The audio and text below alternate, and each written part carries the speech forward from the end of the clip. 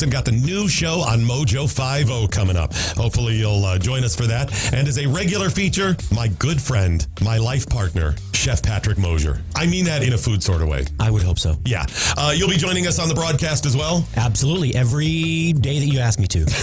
Talking food and business and prostitutes, right? Because you're the food biz pro, and that's what the pro's for. It's all about cocaine and hookers. It's all about cocaine and hookers until somebody gets arrested. And then it's about the legal system. And, well, you get the point. We'll be talking food and food trends and business. And, of course, we'll be spotlighting business, as I always have on my broadcast. But Chef Patrick Mosier will join us, and he has his own platform starting soon on Spoonie Radio. Spoonie Radio, 24-hour food talk radio. Can you really talk about food for 24 hours a day? I could, but even I don't want to listen to myself talk about food for 24 hours. So we will have... Somebody will. Someone will be on the air 24 hours a day talking food, fun, travel, culture, and more than anything, food. Dating today with all the crazies out there has to be nuts. Yes, it really would. Wouldn't it be nice if there was a place you could go to find people who think like you do? Like me, like libertarians and conservatives? Right? There is. WeThePeople.dating. Amazing. What a genius idea. This is a site that you can go to if you're single and you are looking for somebody who you know you're going to think the same way, as for, from a political freedom standpoint. If you want to date the right person for you, you'll find them in one place. WeThePeople.dating. Adjust your mojo now. Thank you.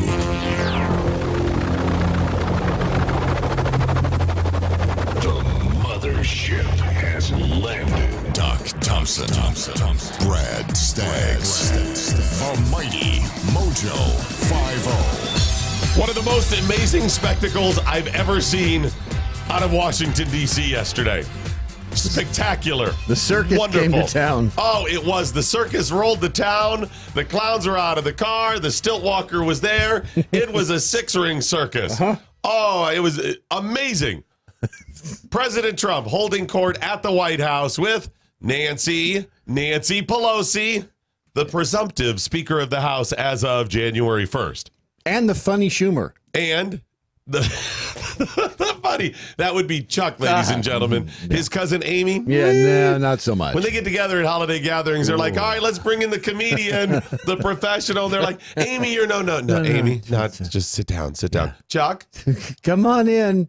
Come on in. It was good. And Chuck Schumer, the funny Schumer, the minority leader in the Senate. So the president's there, and they were there to talk about the possibility of a government shutdown and how to avoid it. President Trump has said he will shut the government down if he doesn't get money for a border wall, and we touched on that yesterday. They get to the White House yesterday, and there's so much to cover here. I got so much audio to play, so we're going to get to it in a second, but let me set this up and explain what's going on. The president is playing a completely different game. I would say game.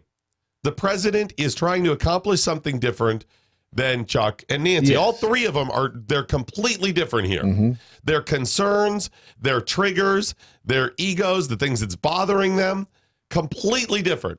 Now, Chuck and Nancy are together in playing a progressive game, so they share some overlap there. But they're playing a different progressive game, and they each have different motivations that trigger them. Right. Nancy is triggered by everything the president's saying personally. How dare you with women, and I don't speak for me, and all this weird crap, right? Characterize And he just keeps pushing her buttons, right? Chuck Schumer keeps going back to this progressive thing of trying to label the president as wanting to shut the government down. Ha-ha! And the president says, going, yes, but you want to shut the government down. Yes, that's right. See, Chuck Schumer knows in the past, and this goes back to the 90s, quote unquote, shutting the government down ends up being politically bad for the people perceived to be responsible for it. Not actually responsible, perceived to be responsible for it. And the president doesn't care or believes it's different. So this is like going, you like caramel, Brad Staggs. Yeah. Yes, I do. I love caramel. You like caramel. I want this on record. You like caramel. And caramel, right? You do like it? I love both of them, caramel and caramel. Right, because in the past people have said, I've never said I like caramel. I love them both. All right. So the president's blah, blah, blahing, then turns to Nancy and finally, and by the way, he offered up statistics about how successful they've been at catching some criminals, the other areas where border security is an issue and criminals are coming in. Turns to Nancy and asks her if she has any questions or any statements. An agreement on other things that are really good. Nancy, would you like to say something? Well, thank It was almost pandering. Yes, I know. That was really funny. Nancy, let me act like I'm being nice to you. And We may not have an agreement today. We probably won't. But we have an agreement on other things that are really good. Nancy, would you like to say something? Well, thank you, Mr. President, for the opportunity to meet with you so that we can work together in a bipartisan way to meet the needs of the American people. Point of that? Just to get her talking points out there and to sound like the civilized one. Exactly. And what is it? Meet the needs of the American people, civil, bipartisan. Again, playing those numbers for those buzzwords that they think matter. Right. Yep. At some point here, she works back. She mentions the shutdown. She mentions the shutdown, then pauses it for a split second, goes back and mentions the shutdown again in a slightly different way, realizing I didn't say shutdown the right way because we're trying to brand this, right? And listen. I think the American people recognize that we must keep government open, that a shutdown is not worth anything, and that you should not have a Trump shutdown. You catch that? Yes. We should not have a Trump shutdown. Hashtag Trump shutdown. Right. You can bet they're doing that. Do you see how and it didn't make sense to go back and say shutdown again. No. She just wanted to work Trump in. She forgot. People think we shouldn't have a shutdown. And what I'm saying is the people think we shouldn't have a Trump shutdown. That's essentially what she did there. Yeah. The president catches it and listen. That a shutdown is not worth anything, and that you should not have a Trump shutdown. You have the White House, the Trump shutdown. You have the White House. You have the... So now I don't know if I was going to call her on that or something. But he says that little aside snide thing in the direction of Chuck Schumer. Like Chuck's going to be like, right? Up high. Right? Fist bump. Did your colleague just say the Trump shutdown? Right. All right. So Trump shutdown. All right. Now we're going to play a bunch of this. Here we go. You have the House of Representatives. You have the votes. You should pass it. No, we don't have the votes, Nancy, because in the Senate we need 60 votes. No, but in the House. And we don't have. You could bring it up right now. Yeah, but I can't, excuse me, but I can't get it passed in the House if it's not going to pass in the Senate. I don't want to waste time. Well, the fact is you can get it started that way. The House... No, think about that. She's arguing that he should start some sort of the budget plan type of thing, because he can get it in the get it passed in the House. Right. Remember, right now the Republicans still, up until the first of the year, the House, the Senate, and the White House. Right. So she's arguing he has the votes, and he has the votes in the House because the Republicans are in control. So you can get this done. Right. Okay. Great. It passed very easily, okay, and we do. But the problem is the Senate, because we need 10 Democrats to vote, and that's they not won't the vote. point, Mr. President. The point is that there are equities to be weighed, and we're here to have a conversation in a prayerful way. So There's weigh-ins. Don't we have to weigh the equities every year? We do. I mean, they're licensed equities, right? Yes, they are. Absolutely. Okay. I want to make sure. we should have a debate in front of the press on this. But the fact is, why shouldn't you have a debate in front of the press on this? Why not? Why? Because it makes them look stupid. Exactly. This is not how we... She's saying, Mr. President, this is not how D.C. operates. What we do is we come here and act like we're, remember, what did I say at the beginning? Bipartisan and work together on behalf of people, and the government is here for you and all that crap. Yep. And then we'll get some digs in back and forth that we can then take outside or back to other press conferences and beat your ass. And the president, the same thing. This is what she's saying there. This isn't how we do things. Not in front of the children. Yes. equities to be weighed. And we're here to have a conversation in a prayerful way. So I don't think we should have a debate in front of the press on this. But why would you not? This is folks, this is America. It's supposed to be transparent. Why would you not? It should all be televised. Honest to God, think of, Brad, why in today's world do we not have access to every damn meeting? Right. Every meeting, every phone call that Chuck and Nancy and everybody make, even in their caucuses. We absolutely should, with the exception of ones that are true national security issues. The rest, fine. Yeah, because then they wouldn't be able to play their security theater and their government theater part. Which is really about getting each one of them reelected. Yeah. the fact is, the House Republicans could bring up this bill if they had the votes immediately and set the tone for what you want. If we thought we were going to get it passed in the Senate, Nancy, we would do it immediately. We'd get it passed very easily in the House. No, that's we not would the get point. it, Nancy, I'd have it passed in 2 seconds. Nancy. It doesn't matter, though, because we can't get it passed in the Senate because we need 10 Democrat votes. Well, That's the problem. again, let us have our conversation, then That's we can right. meet with the press again. But the fact is that legislating, which is what we do, Right. you begin. Whoa. Mr. President, we legislate. That's what we do. Whoa. Wow, that's what they do? I just looked it up. We legislate. I'll be damned. Your point, you state your case. That's what the House Republicans could do if they had the votes. But there are no votes in the House, a majority of votes, for a wall. Well, wait. You have the votes. How come you're not? You have the Republicans are there. Right. So just bring this up and pass this resolution, right? It's continuing resolution. Right. A CR. Go ahead and pass that, right? Pass that CR. Right. Or as like I like to call it, well, let me just move on. Things are getting sweaty. Yes, they are. As I like to call it, you have the things are getting sweaty. And then all of a sudden, when it comes to the border wall, you don't have the votes, Mr. President. Right. That was a Point, you state your case. That's what the House Republicans could do if they had the votes. But there are no votes in the House, a majority of votes, for a wall, no matter where you start. Exactly right. You don't have if I needed the votes for the wall in the House, I would have them in one session. Well, then would go be do done. it. Go do it. It doesn't help because Go we do need it. 10 Democrats. Then go do it. Then I go know do you it. are, but what am I? See, a minute ago, you could do whatever you want because Yeah. the Republicans are in control of the House. Now, you don't have the votes. You can't do it. So go do What? it. So What are you go do telling? it. And go do it. Go do it. Now, the president does make a good point. What's the point of doing it if he's not going to get the Senate? Senate, he needs 10 votes in the Senate. So regardless, yes, the Republicans have majority at this point, but only by a vote or so. So, Right. It's not going to work. No, don't put it on the Senate. Put it on the negotiation. Okay, let me ask you this, and we're doing this in a very friendly manner. It doesn't help for me to take a vote in the House where I will win easily with the Republicans. You will not win. It doesn't help to take that vote because I'm not going to get the vote Don't put of it the on Senate. I need Mr. 10 President. senators. That's Mr. the problem. President, you have the White House, you have the Senate. I have the you White House. The House White of House is done, Representatives. and the House would give me the vote if I wanted it. But I can't because Well, I you need, can't. Nancy, I You need 10 can't. votes from Chuck. No, All right, let me Mr. say President, something here. Let me just say one thing. The fact is, you do not have the votes in the House. Nancy, I do. Wait a minute. She just said 5 seconds ago before he said I need it from Chuck. She said you had the House, the Senate, and the White House. Yeah. You don't have the votes in the House. Yeah. Which is it, Nancy? Does he have the House or not? She is starting to lose it. She's out of her mind. Yeah. Her hair's not even parted right anymore. You're arguing at one moment you can absolutely pass a continuing resolution based on the fact that the Republicans have the House, but you absolutely cannot pass a bill on the wall because you don't have the votes because the Republicans have the House. Okay. We need Well, border let's take the security. vote, we'll Nancy, find out. Nancy, we need border security. It's very simple. Of course we do. We need border We security. do. People are pouring into our country, including terrorists. We have terrorists. We caught 10 terrorists over the last very short period of time.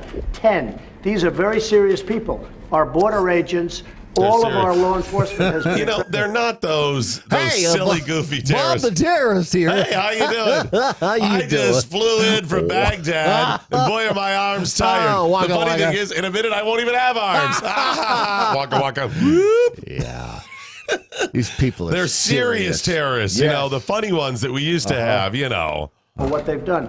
But we caught 10 terrorists. These are people that were looking to do harm. We need the wall. We need, more important than anything, we need border security, of which the wall is just a piece. But it's important. Chuck, did you want to say something? Real quick, can I pause and just say, at this point, Mike Pence, whose voice you will not hear at all, in the entire 30 minutes, you will not hear it all. You won't hear his shoe squeak. You won't hear his watch. You won't hear any of that. You won't hear the chair. None of. You will hear nothing. It's like he is thinking right now, why am I here? I don't have to be here. If I left now, I could go by Kroger. I could just stop. I could be at home eating flapjacks right now. I could be in my underwear. Remember when I was governor of Indiana? It show's on tonight. I could do that. Did I set the VCR? That's what I want to say. We have a lot of disagreements here. The Washington Post today gave you a whole lot of Pinocchios because they say you constantly... Brad Staggs, the Senate Minority Leader, just said the Washington Post. By the way, that's a newspaper.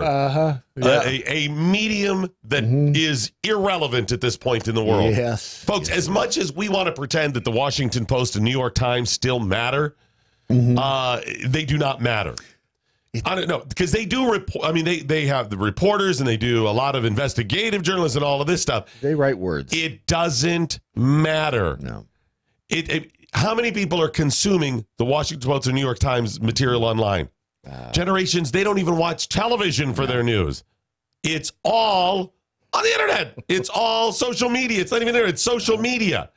If they're not posting something. So he just quoted a newspaper. He might as well have said, a Pony Express rider just came in and handed out a pamphlet. It talked about my daughter, Emma Lazarus. His daughter's not Emma Lazarus, but she was named after Emma Lazarus.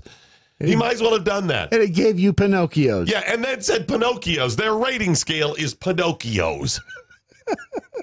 This is where we are. This is it. America 2018. A town crier just rolled in and gave you 3 whoop, whoop, whoops, which obviously means bad. I told you he was the funny Schumer. Seriously, this is his profound statement. This is it. The Washington Post just mentioned that you get 4 yuckas. We need border security, of which the wall is just a piece. But it's important. Chuck, did you want to say something? Yeah, here's what I want to say. We have a lot of disagreements here. The Washington Post today gave you a whole lot of Pinocchios because they say you constantly misstate how much the wall is built, how much of the wall is built, and how much is there. But that's not the point here. We have a disagreement. That's not the point. None of that matters. I'm going to pause and say all of this stuff, even though it doesn't matter. It's almost like he had another reason he wanted to bring that up, knowing that it's not germane to the conversation. That's weird. What other reason would he have that he would want to bring that up? Some outdated median gave you 4 clocks, and I'm going to bring that up to simply make you look bad. Now, on to making you look bad in other ways. About the wall, whether it's effective or whatever. Not on border security, but on the wall. We do not want to shut down the government. You have called 20 times to shut down the government. You say, I want to shut down the government. We don't. By the way, the president has not said, I want to shut down the government. The president has said, I will shut down the government unless. But I want to shut down the government. We want to come to an agreement. If we can't come to an agreement, we have solutions that will pass the House and Senate right now and will not shut down the government. And that's what we're urging you to do. Not threaten to shut. Can I pause here a moment and say, quote unquote, shut down the government? They're talking, as we mentioned yesterday, about the debt ceiling, simply raising the debt ceiling, which they do all the time. It will get done regardless, whether it gets done, in the 11th hour, whether it gets done this morning, whether it gets done 2 weeks after the quote unquote shutdown. Nothing will change. In fact, quite often, government workers, when they are furloughed for a week or two, they end up on the other side better off. They get those days off. Yeah. It does delay their pay. So if you're, waiting, oh my gosh, paycheck to paycheck, and now all your bills get delayed 2 weeks, you get all that money back. Yeah. So you get extra vacation time. As long as you can pay your bills for a few weeks, you're going to get a couple of weeks off. And what parts of the government? Trust me, the important ones. The IRS is still coming for their cash, okay? They're not shutting that crap down. The military they're still on alert. They're ready to go. They're going to government shutdown is non-essential personnel. Right, which to me that should be like 92% of the government. Is the military still there? Okay, the rest of y'all go home. That's pretty much it. There's a government shutdown every weekend. Exactly. So it doesn't matter. This is all crap. No. What it means is you're not going to be able to go to a national park the same way, stuff like this. Here we go. The government, because let me just finish, because you can't get your way. The last time you shut it down, you got killed. Let me say something, Mr. President. You just say my way or we'll shut down the government. We have a proposal that Democrats and Republicans will support to do a CR that will not shut down. To do a CR. Yeah. Hey, would you be willing to do a CR? Senate majority, not pass a continuing resolution or pass a CR or work on it. To do a CR. I'm going to do a CR. You know what a CR is? $20, same as downtown. Are you willing to do that for me? Here's a crisp Jackson for you. He loved CRs in the back room, sometimes in the cloakroom of the house. Oh, yeah.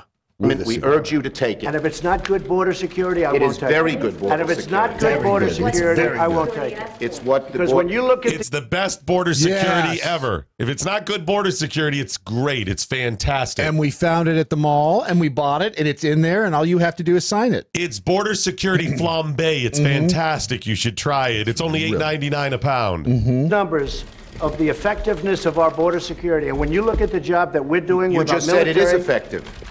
Can I tell you something? Yeah, you just said it's without effective. a wall, these are only areas where you have the walls. We want to do where this. you have walls, Chuck, it's effective. Where you don't have walls, it is not effective.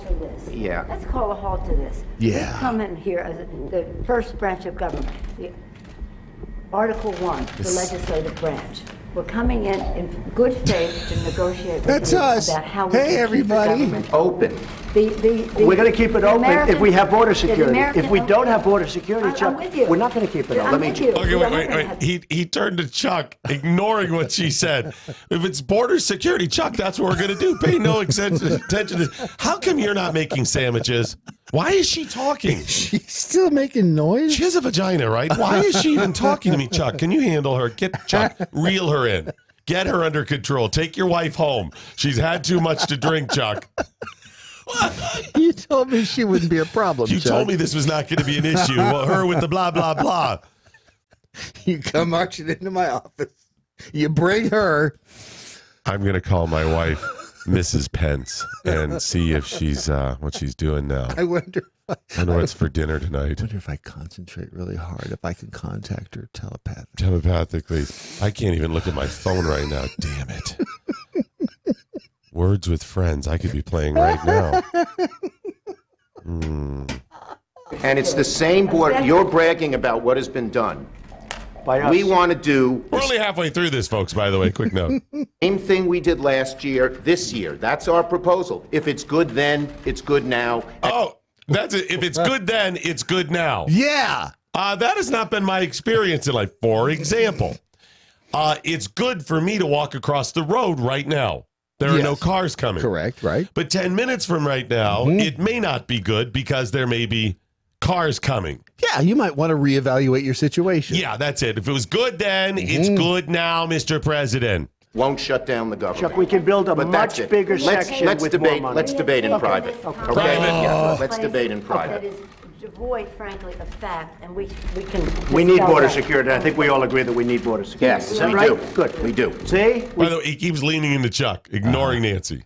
Thank you, everybody. President, you say border security and the wall. Can you have border security without the wall? You need Without the wall. The security. wall is a part Are you of border redefining security. what it means to have border security? Yeah, we need border security. The wall is a part of border security. You can't have very good border security without the wall, no. That's simply not true. Just That is a political promise. Border security is a way to effectively honor our And responsibility. the experts say you can do border security without a wall, which is It's much like doing a CR. Yes. But when you do a border security, you got to keep your 1 foot like elevated at a 45-degree angle. Otherwise, you end up looking like Hillary Clinton. Right. Otherwise, it's just a CR that you're doing. Yeah. wasteful and doesn't solve the problem. It totally solves But the I don't wanna problem. say that- They say it's wasteful and doesn't solve the problem. It totally solves the problem. I'm going to back that one up a little bit. Right here. People in charge. Border security, the wall is a part of border security. You can't have very good border security without the wall, no. That's simply not true. Just That kidding. is a political promise.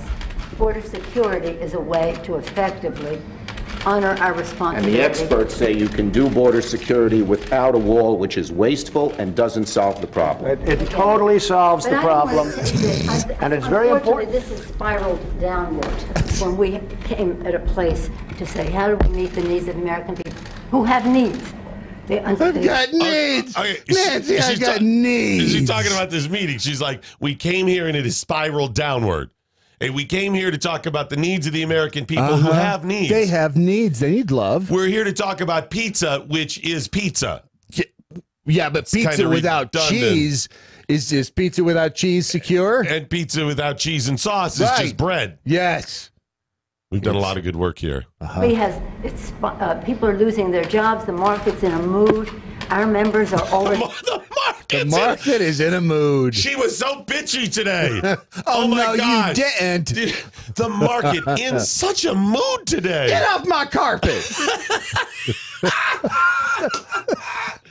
Hey, market. Shut up. Market, listen. Hey, get out of my house. No, I just want to say, Shut up, you again. Have a good day, okay? Yeah, get out. The market's in a mood. I'm going to go ahead and say tizzy. I told the market this morning, here's $20, buy yourself something pretty. And the market in such a mood. Don't even think about getting a hug. You stay out an hour late, you come home with the boys, and the market's such a mood. Gives you such a tune with that stuff, right? This has spiraled downward when we came at a place to say, how do we meet the needs of American people who have needs? They have needs. The economy has, people are losing their jobs, the market's in a mood. Our members are already... Well, we have the lowest unemployment that we've had in 50 years. 60 people of the Republican Party are losing their offices now because of the transition. What? People are not... The morale is not... Okay, did you hear her reply? So the president, she's saying the market's in a mood. People are losing their jobs. It's bedlam on the streets. And he's like, it's the strongest economy in 60 years. Lowest unemployment rate. She goes, 60 Republicans are losing their jobs. Right. And they don't have their offices anymore. Nancy, there's a way for those 60 Republicans to not lose their jobs. Maybe all you Democrats just drop out. You could fix the economy. The economy she mentioned within moments. The Radio Revolution, MoJo 50.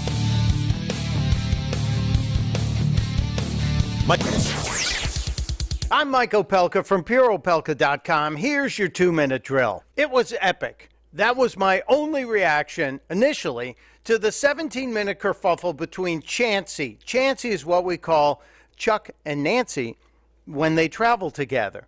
And Chancey showed up at the White House yesterday to have a sit-down with Donald Trump, the president, to discuss keeping the government open, funding the border wall, yada, yada, yada.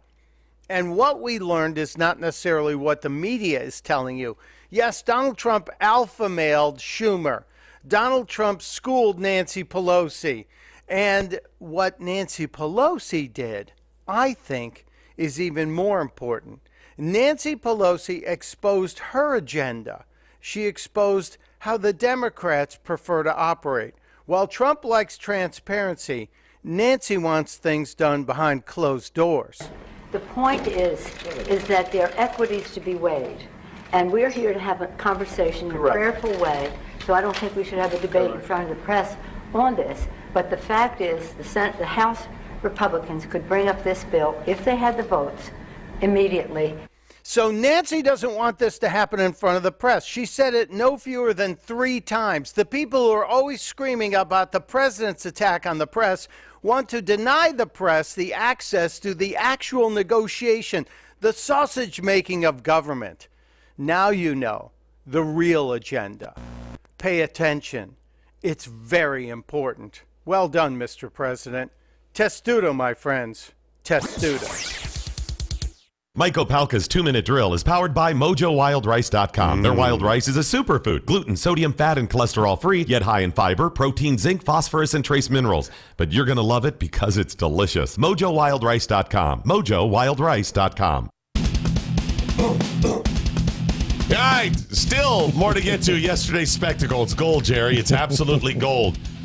I mean, you might as well enjoy the ride. We're all going to hell. You might as well at least enjoy the ride. Yeah. It's fun. I mean, would you rather it be boring? Would you? No. Okay, great. Be an optimist. I mean, obviously people don't care. They keep these a-holes in office, so fine. At least let's have fun with it along the way. Let me pause for a moment and remind you, if you're frustrated by this stuff and you actually still want to try to change, go ahead and change your mobile service provider today to patriotmobile.com/doc. Just go to patriotmobile.com/doc. So drastic. It is pretty drastic if you're somebody who doesn't want higher bills and also to do business with companies that support people like Nancy Pelosi and Chuck Schumer. You make it sound like it's a bad thing having them in power. It is. It absolutely is. But I don't have a lot of recourse. I was like, I don't get to vote for Nancy or Chuck. But what can a cellular phone company do to They help can give this money situation? to people and candidates and organizations that will challenge ideas that are supported by or candidates like Nancy and Chuck. So you're saying I don't have to do anything except turn in my old phone or maybe even keep my present phone and get an account with patriotmobile.com/doc? That's it. That's exactly right. Wow. All you have to do. Or you can call, there's another option. You can also call 800-A-PATRIOT. You could also do that. There's many options. Right. You could, Mr. President, but that really doesn't solve the problem, does it? That's cell service without security. No, it's either way, it gets you the same deals. Yeah, parts of the wall aren't built. I see what you're saying. The unemployed, 60 people are unemployed. I've seen them in these halls. Patriot Mobile, 1-800-A-PATRIOT or patriotmobile.com/doc. Sign up for an account today and do some good. Have you thought about that? You don't get to vote for most of these people around the country, the ones that are frustrated. And Nancy's district, of course, is overwhelmingly Democrat and progressive. But you can still fight her legally and bring about change if you simply sign up for an account. Patriot Mobile account. You get amazing coverage, great customer service. You're probably going to save money, and every month that you don't give your money to AT&T and others is working for your causes. And AT&T will shoot another puppy. Is that how it is? Oh, yeah. Big puppy shooters. Big puppy shooters. And kittens, too. Actually, Kittens is over at Sprint. They're just killing kittens and puppies. All right, back to this. We got a couple more minutes of this audio, this display. Now, it gets even better. So let me, where we left off is Nancy is saying, you could tell the economy is so bad, the unemployment rate is so bad, that there are 60 Republicans who lost their jobs. Right here in this building. You know, it's causing that, right, Nancy? Well, what? I mean, they lost. I was walking in the hall, and some people that I've worked with for years are out of a job, carrying boxes. They're stuffed to their cars, doing the walk of shame. This can't continue. It's seriously, it's horrible. I can't believe they're going through this. It's like there's been some sort of media merger and they've all lost their jobs. It's like that. It's like there's some madman running the place who's firing people year after year while claiming that things are doing great. Right? It's like that. These people I've known and worked with, they're out of jobs. It's getting sweaty in here. Here's Nancy Pelosi making that argument. The needs of American people who have needs. The economy has, people are losing their jobs, the market's in a mood.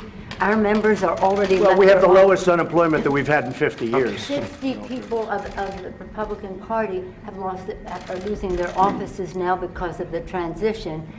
People are not... And we've gained in the Senate. Nancy, we've gained in the Senate. Excuse me, did we win the Senate? We won the Senate. When the president brags that he won North Dakota and Indiana, he's in real trouble. I did. Okay, wait, what? We did win. That seat to me. Wait a minute, sorry about that. So when he says, when they brag that you won those states, what does that mean? I don't know, but if because they're less powerful? If I'm in one of those states, I'm thinking I just got dissed by Chucky. Right, that's just bizarre that he would throw that out there. Okay, let's hear again and see if because I want to make sure I get this straight. I think that's what he's meaning. Okay, here we go. Listen. Transition. People are not the morale. And we've gained in the Senate, Nancy. We've gained in the Senate. Excuse me, did we win the Senate? We won the Senate. When the president brags that he won North Dakota and Indiana, he's in real trouble. I did. Let me say this. We did win. I don't. It's bizarre that he. Do you know what that means? What he's getting at by that? That they're irrelevant, or that they have so little relevance that if I was in North Dakota and Indiana, I'd be like, the hell you getting at, Chuck? Right. I mean, okay, in the grand scheme of things, you could say politically speaking, it's they're less significant in some ways, but it's still 2 votes each in the Senate. It's right. Yeah, and apparently the Democrats just don't enjoy having supporters in those 2 states. I guess. I mean that's the way I would take it. Okay, let's... You're bragging about winning those 2 whore bags? Listen. All right. Dakota. This is the most unfortunate thing. We came in here in good faith, and we're entering into this kind of a discussion in the public view. But it's not bad, Nancy. No, it's called transparency. I know, it's not transparency. We can't have this kind of a discussion in the public. Right, exactly. And I think Mike made a really good point of that, too, right? Was that Pence that finally said something in there? No. Oh, no. I thought Penn said something. No. Let me hang back up again. Sorry. I was trying to send our call-in number out. Hang on a second. But he won North Dakota and Indiana. He's in real trouble. When I did. Let me say this. We did win Let me say this. North Dakota This and is the Indiana. most unfortunate thing. We came in here in good faith, and we're entering into this kind of a discussion in the public view. But it's not bad, Nancy. No, it's called transparency. I know it's not transparency when we're not stipulating to a set of facts, and when we want to have a debate with you about saying we confront some of those facts without. You know saying to what? the We need public, border security. this That's isn't what we're going to true. be talking about, border security. If we don't have Okay, border it's good security, again. we'll shut down the government. This country needs border security. We The agree wall with is a that. part of border security. Let's have a talk. We're going to get the wall built, and we've done a lot of wall already. So Chuck is sitting there smirking at this point, shaking his head because he thinks he's got the president because the president has doubled down on quote unquote, shutting down the government. Again, Chuck thinks this is a winning message because the perceived person who shut down the government or party organization side in the past, that's hurt them. This is like a debate I had on the air with Senator Mark Warner of Virginia during the Obamacare debate. Right. So I had him on. We're talking about Obamacare. And he was saying, well, I mean, you know, it's no different than Social Security type of thing, right? And I'm saying, yeah, Social Security's not good. Right. Huh, if you don't want Social Security. And I said, no, I don't want Social Security. So you're saying you don't want Social Security. Yeah. And I said, yeah, that's right. But see, in the past, to say you weren't for Social Security was kind of the third rail of politics. He thought as soon as I said that, that was a winning, thinking we were in some like a political debate on stage together. Right. And we weren't. And he just made himself look dumber and dumber by, yes, that's right. I said, I don't want that. It's a bad thing. And he had no idea where to go. That's what Chuck's doing here. It's a big section. It's a big part of it. Is it everything that you need? It's a big part of it. We need to have effective border security. We need a wall in certain parts. No, not in all parts, but in certain parts of a 2,000-mile border, we need a wall. How much money? We are doing it much under budget. We're actually way under budget on the areas that we've renovated and areas that we've built. I would say if we got $5 billion, we could do a tremendous chunk of wall. Mr. President, are you willing to accept less, though, and are your guests? Well, we're going to see. We're going to see. Look, we have to. We could do a tremendous chunk of wall. We could have it pretty. We'd have We'll do that wall. some tiles, some lights on it. Fantastic. We got a couple more pieces of this to get to, but first, let's go ahead and bring in our good old friend, Michael Palka. On Twitter, you know him as Stunt Brain because he's a stunt brain. Michael Palka, how are you? I'm enjoying life today. How are you, boys? Mike, you have covered politics and colored politics for many, many years. You're a learned man. You understand the inner workings of D.C. Does this rate near the top of one of the greatest political spectacles? Because it does for me. This is the 7-minute Oval Office throwdown for the ages. This is just the greatest because I don't know what was funnier. Nancy Pelosi trying to get through her prepared statement with Trump interrupting her because, well, thank you, Mr. President. We would like to take this opportunity on behalf of the American people to prevent a Trump shutdown. Did she say Trump shutdown? Oh, yeah, Mike. What's the humor? Oh, no, she did. She went back to get it up. So her people said, we got to brand this a Trump shutdown. I wouldn't even have necessarily caught it had she not gone back to pick it up, realizing she forgot the talking point. Because she's really going senile. So she goes, and therefore we must avoid this shutdown, this Trump shutdown. She had to go back and get that line in. That's all they were doing. It's absolutely 100% branding. And by the way, she's not going senile, Doc. What you have to realize is she has reached what's known as critical Botox mass. And it is, as we age, the cerebral cortex thins. And that's that protective layer. And now the Botox is seeping into the brain and freezing certain parts. So, and I would also like to correct you boys. Please stop calling them Chuck Schumer and Nancy Pelosi. When they are together, they are chancy. That's what we call them. Well, I guess that's better what I had because I had Nuck. So knock, knock, knock, knock, knock, knock. All right, listen to a little bit more of this, Mike. There's another Nancy piece coming up. Well, this isn't a question. This is a national emergency. Drugs are pouring into our country. People with tremendous medical difficulty and medical problems are pouring in, and in many cases, it's contagious. They're pouring into our country. We have to have border security. We have to have a wall as part of border security. Now listen. And I don't think we really disagree so much. I also know that, Nancy's in a situation where it's not easy for her to talk right now, and I understand that, and I fully understand that. We're going to have a good discussion, and we're going to see what happens. But we have to have border security. Mr. President, please don't characterize the strength that I bring to this meeting as the leader of the House Democrats who just won a big victory. Elections have consequences. Please don't characterize me as somebody who does not have power coming to this meeting as somebody who leads. I have power. I can do more than make sandwiches. By the way, have you seen these? The fabulous moments that happened then and immediately afterwards when Schumer tries to jump in there and go, Mr. President, elections have consequences. He goes, that's right, just look at the economy. Oh, yeah, that's coming up. But, yeah, you notice Chuck keeps mansplaining. Yeah. For Nancy. Oh, my God. After the meeting, they got into the room, and she goes, I don't need your help. I can fight my own battles. That's right. How dare you? And still, there sits Mike Pence going, I can't believe I'm in the room with these idiots. I have to tell you, I watched all the late-night talk show hosts go after this meeting, and I'm going to give Trevor Noah credit for a brilliant line about it. He goes, Mike Pence looked like the guy whose edibles just kicked in. Yeah. And it's funny. Line. So they keep ripping on Mike for being quiet and closing his eyes and the whole thing. He's the smartest one in the room. Because what he wants to say, will you people shut the F up? Because before they went into that meeting, I guarantee you the president turned to him and said, hold my beer. Oh, yeah. Watch this. You could just hear the Secret Service. Mr. President, Chancey has arrived. Chancey's arrived. Looked at Pence.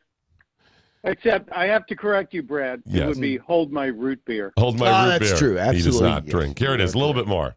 Mr. President. Let me just say. That's right. And that's why the country's doing so well. What the president is representing in terms of his cards over there are not factual. We have to have an evidence-based. The president has some note cards about. Most of it was off the top of his head, like all of it, but he had some statistics on note cards. That's what she's referring to. Conversation about what does work, what money has been spent, and how effective it is. This isn't about. This is about the security of our country. To take an oath to protect and defend.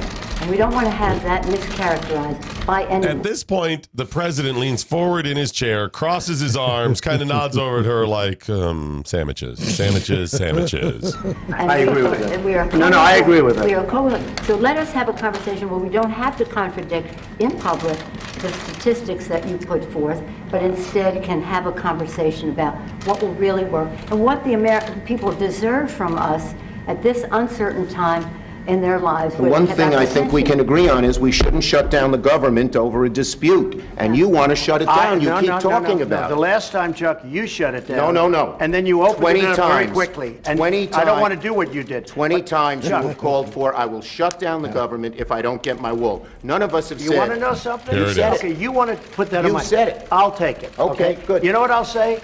Yes. If we don't get what we want, one way or the other, whether it's through you, through a military, through anything you want to call, I will shut down the government. Okay, absolutely. fair enough. Mike, what you had there is gauntlet meeting ground. That is completely alpha male on display. That is like, okay, all right, you don't want it, I got this. And you know what's partially behind this? Yesterday, NPR, believe it or not, NPR released a survey that showed Republicans who support the president, more than 70% support the wall and would go after or support a government shutdown in order to attain that. So Donald Trump is working from a complete position of strength as Chuck Schumer's suit starts sucking him down into it. Did you see that? If you watch it, Schumer is like he's like crumbling. It's like the Wicked Witch of the West with water. I'm melting. And why does Chuck Schumer always wear the glasses when he's making press statements? He didn't have the glasses on the lower half of his nose during the meeting, but the minute he got in front of the cameras, the nose glasses came out. Just go watch it. It's the craziest thing ever. Someone told him, "That's your trademark, Chuck. That's it. You got to wear the glasses." It's gold. It's perfect. It is stunning that these people get up and look at themselves in the mirror each morning. They're all playing different angles to try to get what they want, not in the same, and none of them effective. Well, but Nancy's there working for us. She's working. We have needs. Excuse me. Do not speak for her, and do not mischaracterize the power and strength her vagina brings to that meeting. By the way, have you checked out these, please. Mr. President? Can you please never mention Nancy Pelosi's vagina again? Please, for all that is good and holy in this holiday season. Yes, thank you. Never do that. Thank you, Mike. I appreciate that career advice. Thank you. There is not enough ED medicine in the world to fix the problems you've just created. Yes, edible sales just spiked this morning. Oh my gosh, what did Doc say? Yes, you better double down on those edibles. Oh, jeez. Mike Pence is like, hey, I'm cool talking about Nancy's vajayjay. I'm smooth right now. That's cool. Look at my hand. Mike Pence. Look at my hand. Mike Pence did you know that entire universe could be on my thumbnail? So what you're saying is we could be one molecule in the thumbnail of a bigger creature. That's right. Can I buy some edibles from you? It was so epic, but really at the heart of all of it, and it's in the 2-minute drill plug, is the fact that Pelosi, no fewer than 3 times in that meeting, said, we don't need to be doing this in front of the press. Yes. We should do this in private and then come out and tell them what we want them to know. Mike, that's just the opposite. In fact, you're right. That is one of the biggest takeaways here. And I don't understand why, other than, for their own personal gain, and so they can get reelected or believe they can control that narrative, why we wouldn't be, we being the American people, privy to every conversation they have, minus any that would truly be about national security. So, talking about a border wall, all of those could be in open conversation. Yeah, and that's what Donald Trump understands, that he is peeling back the veneer and showing us the real guts of Washington. And this was, I think, a transitional moment in the administration. And hopefully, although if you watch the left-leaning media, they're not showing you Nancy saying, let's not this in public. They're not showing any of the points that Trump made when he scored major points. They're only showing you their agenda. So people, unless you watched it, you're not going to fully understand it. What do you think that room smelled like? Regret. It's probably cologne.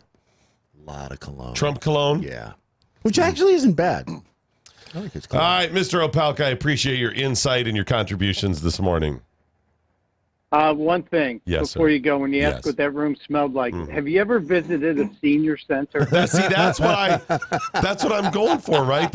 And they're all like getting hopped up and worked up. That's true. That's not going to be a good funk in there. Yeah. Yeah, there's going to be a nap needed for everybody but Pence, although his edibles That's right. him to take a little sleepy time, too. Why can't we all just get around? Why can't we all just get along? All right, on Twitter, please follow him. It's at Stunt Brain because he's our Stunt Brain.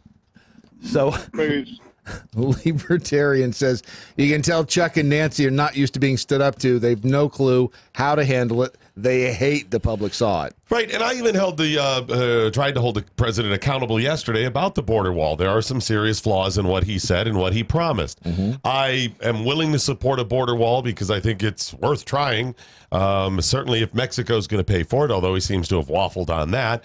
The problem is they all keep saying, border security. We all want border security. Mr. Samantha, the president, Samantha, we all want border security. Please don't mischaracterize. They all keep mentioning border security. Think about this. What does a secure border mean to Nancy Pelosi and Chuck Schumer? A secure border? What does that mean? It means the people that they want through get through. And they want everybody through. Yes, they do. Who are they trying to keep out? The people who won't vote Democrat.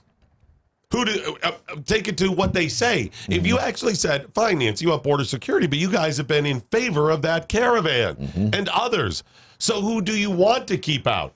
You know, the best they could come up with for an answer is, well, criminals, which I would argue if you're breaking the law and coming to this country illegally, you're a criminal. But yes. If they mean any crime other than breaking, crossing the border illegally.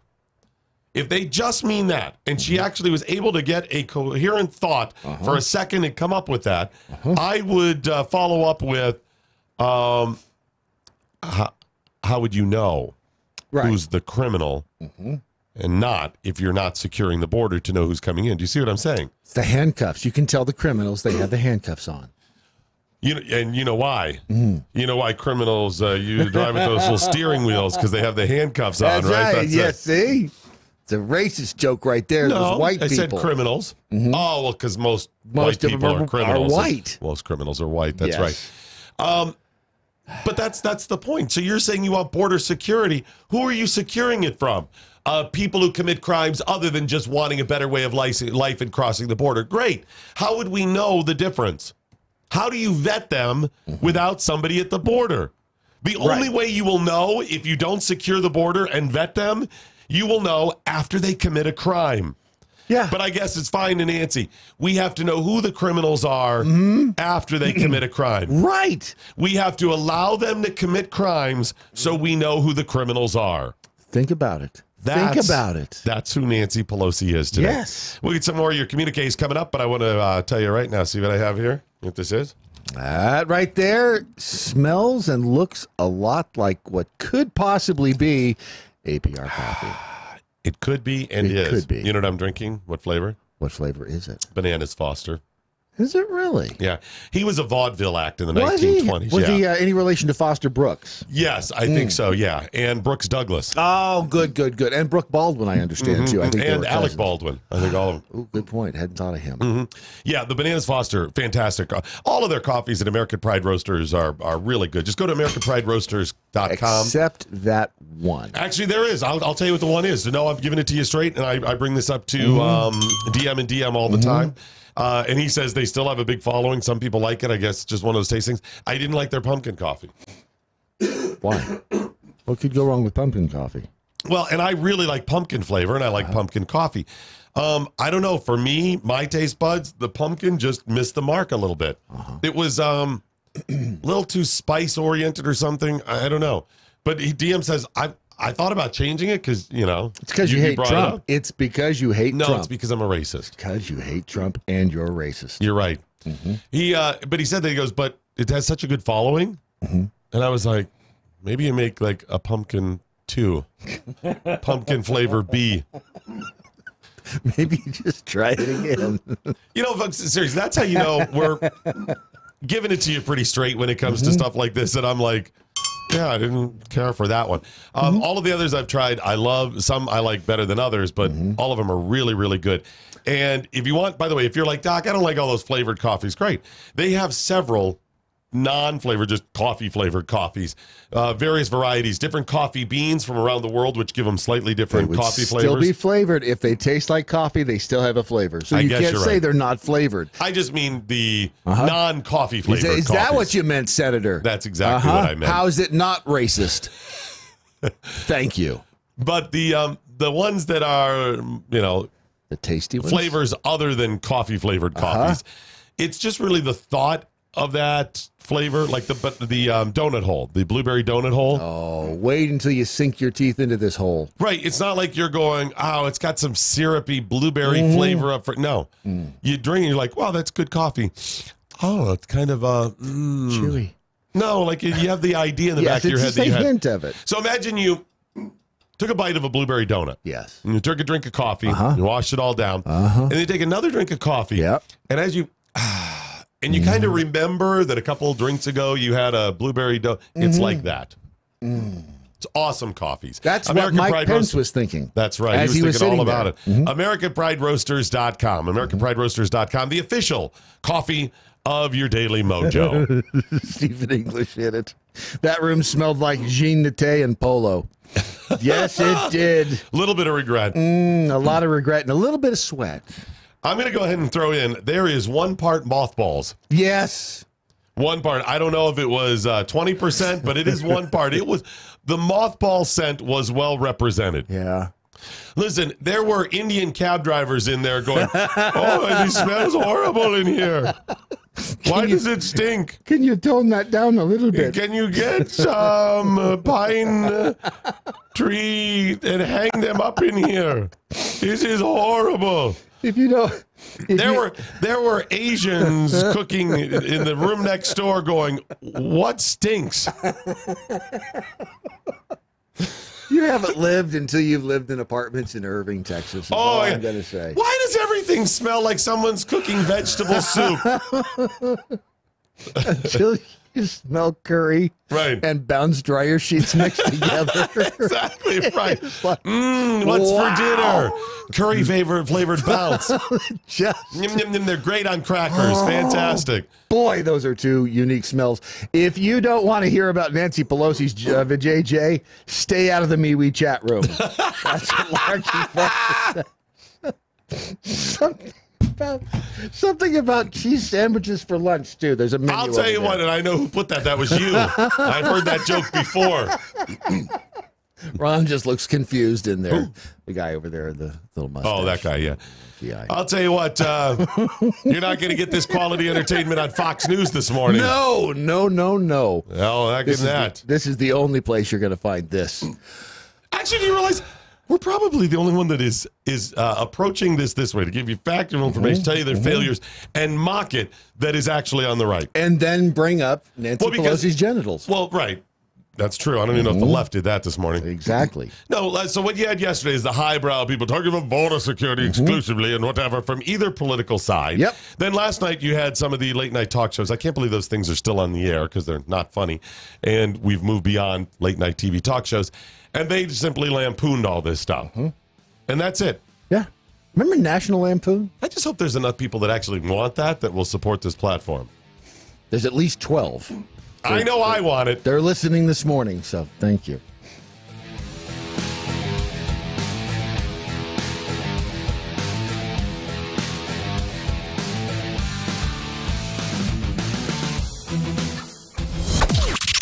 This is the seditious, rabble-rousing, liberty-loving, home of fun, entertaining, and compelling talk.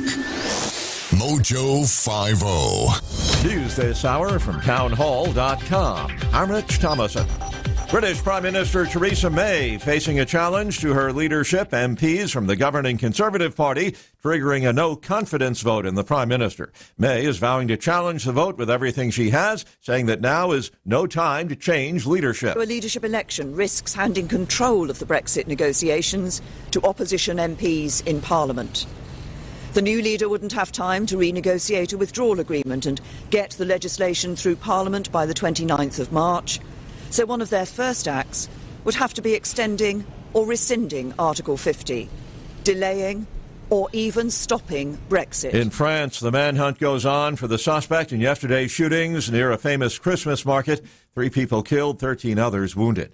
President Trump standing firm on funding for a border wall, insisting he's not afraid of a partial government shutdown in order to secure the border. During yesterday's contentious Oval Office meeting with Democrats Nancy Pelosi and Chuck Schumer, the president declared he would be proud to have a shutdown over border security. Afterwards, he said he sees that stance as a political winner. If we close down the country, I will take it because we're closing it down for border security, and I think I win that every single time. The president is pushing for $5 billion in wall funding, but Democrats are opposed. Greg Clugston, the White House. Michael Cohen due in federal court later today for sentencing. The former Trump lawyer pleaded guilty to misleading Congress about his work on a proposal for a Trump skyscraper in Moscow, a project that never got off the ground.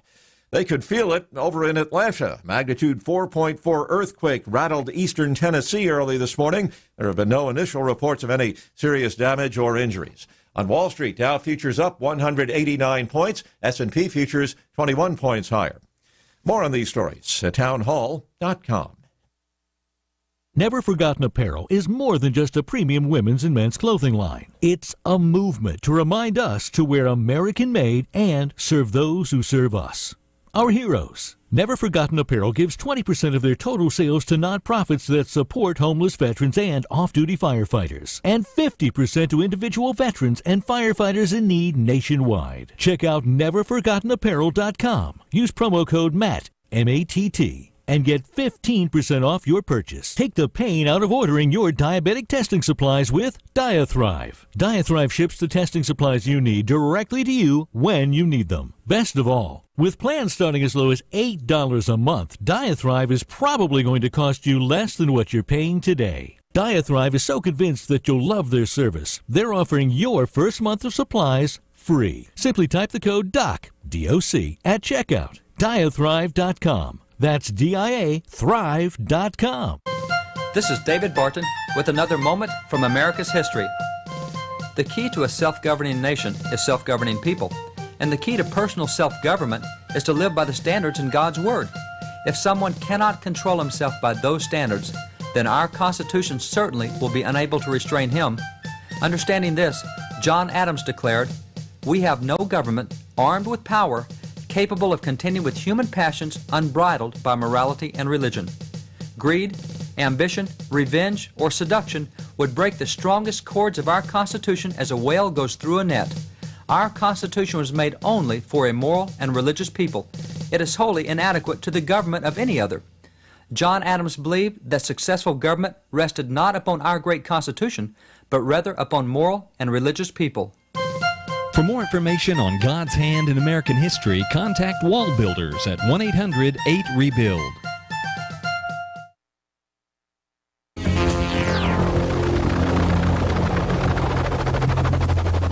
The mothership has landed. It's your Daily Mojo, Doc Thompson and Brad Staggs. Please follow us all across social media. It's at Doc Thompson Show, at Real Brad Staggs, and at Mojo 50 Radio. Sorry, I'm busy looking at guns and stuff. But over in the Twitter, they've got comments, and here's perhaps one of the most profound comments that I'm going to read in just a moment as soon as I find out exactly which one it is I'm reading. Let me remind people, too.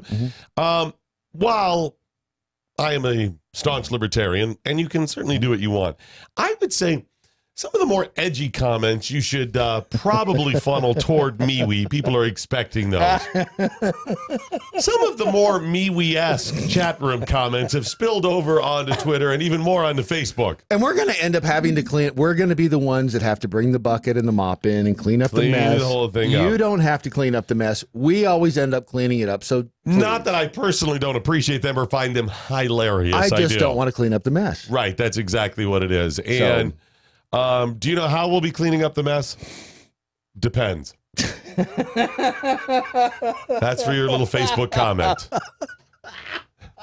Remember, some of them will share, some of them will only like, and some will like secretly. That's right. Seasoned greetings, Duck. No, seasoned greeting Duck. Whatever the hell his name is. Is that like Sputtering Duck? I think so. He's So shouldn't it be Seasoning Duck? That's like his theme. You know, he's okay. He's up, down. I have no criticism for today's first hour. That smell,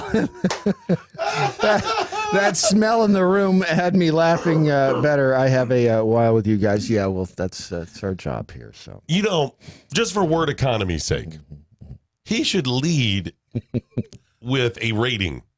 Yeah. And he could do his own rating scale. It could be 77 yucks, and today you only got a 44 out of 77. Yeah. It could be a 1 out of 10 or a 1 to 10 scale, 4 stars or whatever. Right. He could just lead with that and then offer the critiques as a side. I mean, just a thought. What if it's actually a she and it's a hot she? Could be. I mean, that's the thing about the internet. You've got hot women hiding behind all these what seem to be male names. That's because of people like you. We got a communique in the mail yesterday. Oh, did we not pay the electricity bill? That was a different communique. Oh, sorry. And it's a nice little note from, how do you pronounce that name? Right down there. Bob? No, this one here. That one, the bottom. I think that is Charisse. Charisse, okay. Just wanted to make sure. It has a nice little note for us. She included a modest but certainly appreciated donation. She just mailed us a little donation, which we still have at the website, and we're not soliciting anymore. We did our crowdfunding. We appreciate it. It's not that. And I'm not saying it's modest because I don't appreciate it or highlighting that portion. It has to do with the note. And she says, "Dear," and what's that name? I don't know how to, that first one there. Oh, Ron. That's Ron. Ron. That's the, he's right. Ron. That's how you spell it. R-O. That's Ron. Yeah, Ron. Okay. Ron. Dear Ron, Doc, and Brad, thank you for starting this platform. I'm sorry this is so little. I hope to be able to contribute more later on or start giving monthly. God bless you all, Charisse, and so on. So that's the reason I mentioned that it's a modest amount, because she mentioned it in her note. Getting notes like that is really nice and really humbling, and I wanted to read that because I want you to know how much we appreciate the stuff. It's not even the money helps. Trust me, it's going to help us grow this platform, but it's that people.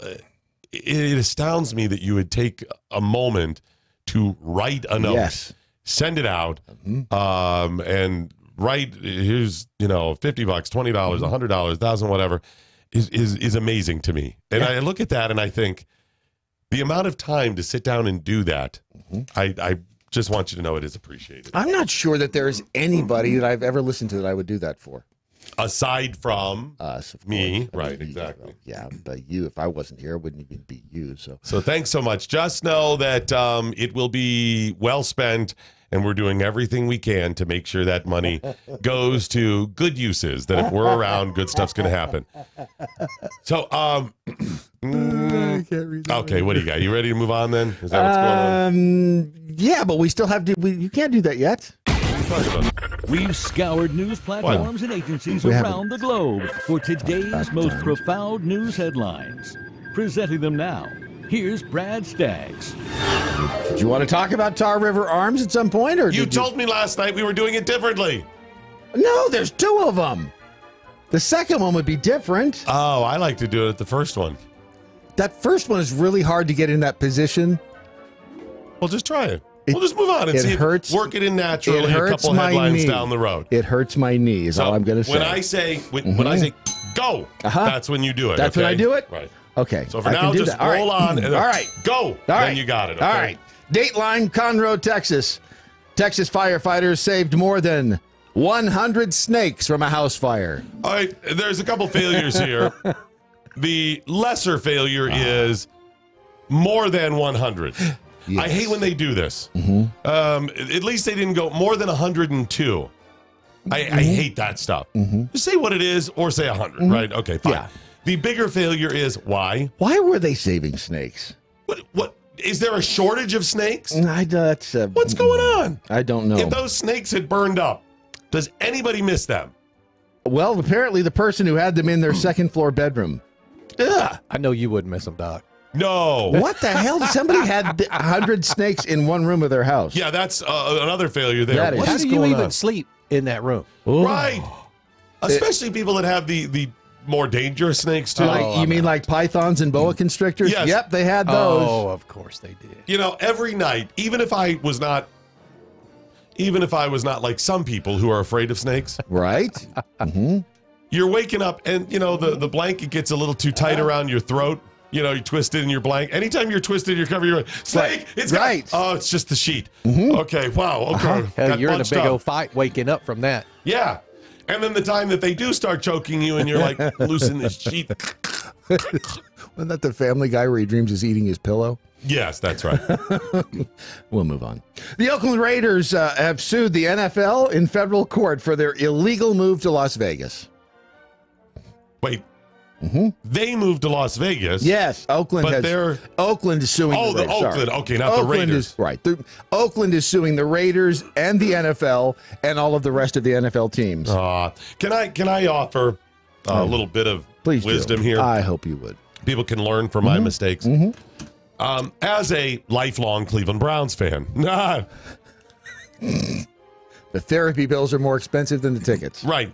Dicking with the NFL to ensure you have a team usually doesn't work out the way you want.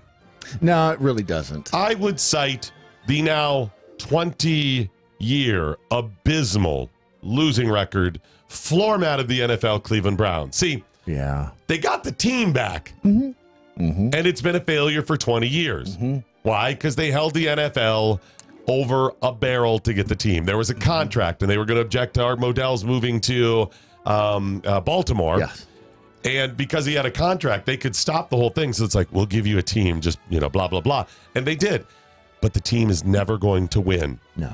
You think it's going? Brad, there have been multiple expansion teams and other teams that have moved that within a couple of years. What about the Houston Texans? Right? Far better. Yes. Within the first 6 or 8 years, both the Panthers and the Jaguars went to the playoffs. Name the Browns any in 20 years. Name any team barely in the went NFL. to the playoffs one year and had more losing seasons than not. I mean, lost every game once. Better. Come on. Buccaneers better. So go ahead, Oakland. Maybe they'll give you a team, and you can be in fact, I hope you do, because then the Browns will only be the second worst team. No. I hate the NFL. I hate them with a passion. I hate them with the fire of 1,000 suns. That will never happen. Julia Roberts' newspaper headline went viral after a little unfortunate typo. Uh-oh. Yeah. Was it about first-hand experience? No, it wasn't actually. I'm sorry, first-hand experience? First-hand job experience. The headline was, Julia Roberts finds life and her holes get better with age. Are they talking which holes? The front holes or the back holes? No, they meant to say rolls, not holes. Yeah. Her rolls get... That's really not much better, is it? Especially if they misspelled it. I would love the up-and-coming young reporter who gets the assignment to interview her about this, and they bring it up thinking that they're being very serious and going to be... Well, I saw an article that mentioned how your holes are getting better with age, and I just couldn't help but... And they start asking, excuse me? Right here, your holes. Can you tell me about your holes and how they get better with age? Just tell us how it's working out. Because a lot of people think, you get older, your holes aren't as good as they used to be. Right. But apparently yours are getting better. What is it you do to keep your holes in great shape and get better? It's an elastomeric polymer she uses. Although anybody would interview her and be that, the young would everything would be a question, even things that weren't. I saw a newspaper article. I read somewhere about your holes getting better with age. What is it with that? And starting every sentence with so. So I read this article, and so we did some research. I don't know. Did you? Tell me, did you do the research? What are you asking me for? These people, they drive me crazy. These people? So they're driving me crazy? The Geminid meteor shower is happening tomorrow night. Do you know about that? The what? The Geminid meteor shower. Geminid. I thought that's in the summer, the Merced Miraculous. Yeah, well, that'd be the Merced Miracle. This is the Geminid. Oh, okay. The Geminid shower is happening tomorrow night. Where is it showering? It's going to be somewhere in the sky. I mean, do we just look up? I mean, if you start looking down, you're looking in the wrong place. I have been looking down all night, and I have not seen this meteor shower. And that's the problem. As long as there aren't clouds outside, just look up in the sky. Go! Dateline, California. We don't like those people at Tar River Arms. We don't? No, because you see, we're in California, and we don't like guns. Oh, I see what you're saying. But Tar River Arms is all about guns. That was weak. It was. That was really weak. But they are sponsoring this portion of headlines. I don't know why. Apparently, they don't listen. Right? They've got. Here's what I was looking at. Actually, I do know why they're sponsoring us, because they are crushing it selling guns right now. Yeah, they are. Did you hear what happened? Which part? What? That was funny. What? No, wasn't it? Yeah. You know what I'm talking about? What? So last night we're in this corporate meeting. You weren't invited. I hate meetings. And Matlock, who's in the conservative cartel immediately following this broadcast, has been interested in one of the guns at tarriverarms.com. Well, as he was reading it yesterday, it was funny. I could see it on his face as he was reading He's about like, the "Oh, I AR-15. like He this." was like, hey, look at that price. Right. He talked himself into it. And after he got off the air yesterday, he goes, look, I'm just going to go there. I'm just going to buy that gun. Then later on in the day, he's like, look, I'm going to ask my wife if I was like, okay, that's changed a little bit. What did he say? I have some favors to pull. So, no, he goes, yeah, I have. Wow. Like some cards to play, Yeah, like some cards built-up to play. favors. And I was like, ooh, choose wisely, because, you know, what you could be getting there, right? Because remember, there are other men who met your beautiful wife online as too, well. right? So all day he's like, I'm going to get that gun. Look, I'm just going to go and buy it. And during the meeting last night, all of a sudden he looks online, he goes, son of a bitch! Someone bought the gun! See? And I go, what, the one you're going to buy? Yes. He goes, I told people I was going to go buy it. And I go, well, of course they're going to buy it out from underneath you. Everything's a challenge. On the internet, thank you. And I bet there's a bunch more. They've knocked the prices down on some of these. Some of these prices are crazy good. Are like half of what they... TarRiverArms.com, amazing prices, some of the best prices You know you'll they find sell out there. guns. That's what I hear. And gun accessories, though. They have accoutrements, right? Oh, yes. That little top you can wear with the boots and the jeans. If it's gun-related, they likely do. fabulous. Mhm. That's right. Holsters and magazines. Holster? And so on. I hardly even know stir. Just go to TarRiverArms.com and check out the great prices. They've revolutionized online firearm purchases. They're going to take care of your shipping costs because you got to send it to your local FFL quite often. And most of the time, they'll take care of all of the transfer fees. And it's veteran-owned and Why would operated. I have to send it to my local NFL? I mean, why does the NFL want to have anything to do with my... FFL, it's a federal firearms licensee. So. Oh, that would make Let's go ahead and do that at TarRiverArms.com. Veteran-owned and operated. Go back to you. Wednesday, December 12th. There are 12 days until Christmas. So we could start singing the 12 days of Christmas. How are there 12 days till Christmas? What is today? The 12th? Isn't that 13 days till Christmas? No. It is 12 days. What is 12 plus 12? 24. Okay, 12, 24, 11, 59, 59. What is it? Christmas. Hello. No, if we're on the 24th, it's one day till Christmas. No, it's the not. next day, we would be saying tomorrow is It's Christmas. zero. Yeah, 11:59:59 is not Christmas. That's right. It is too. That would be 12. 12 is Christmas. Okay, 12 is which Christmas. is at the end of the 12. Which is plus 12 is day. 24. Day No, 13. end of the next day. 24. It's That's day 13 days 13. till Christmas. It's the end of the You got 24. 13 days. Nope. You got 12 days. don't You think so. got Christmas 11 Eve? shopping days. No, you got 12 shopping days. No, there's You got 12 more 11 shopping days. got As far 12 days as far till as men are Christmas. concerned, there are 12 more shopping That's days. right. Listen, is 7-Eleven open Right. on Christmas Day? Walgreens. That's right. There you go. Exactly. I'll start my shopping next year. Honey, I got you a bottle of scotch. Oh, I got you some pantyhose, a bottle of Excedrin, and a vacuum cleaner, and a whole boatload of candy bars. It's National Ding-a-Ling Day. I'll Yeah, say, it is. thank God. Ladies. You know what this is? You know what it's all about? Yes, I do. What? Ding-a-lings. It's the Chuck Berry song back in the day. No, it's not.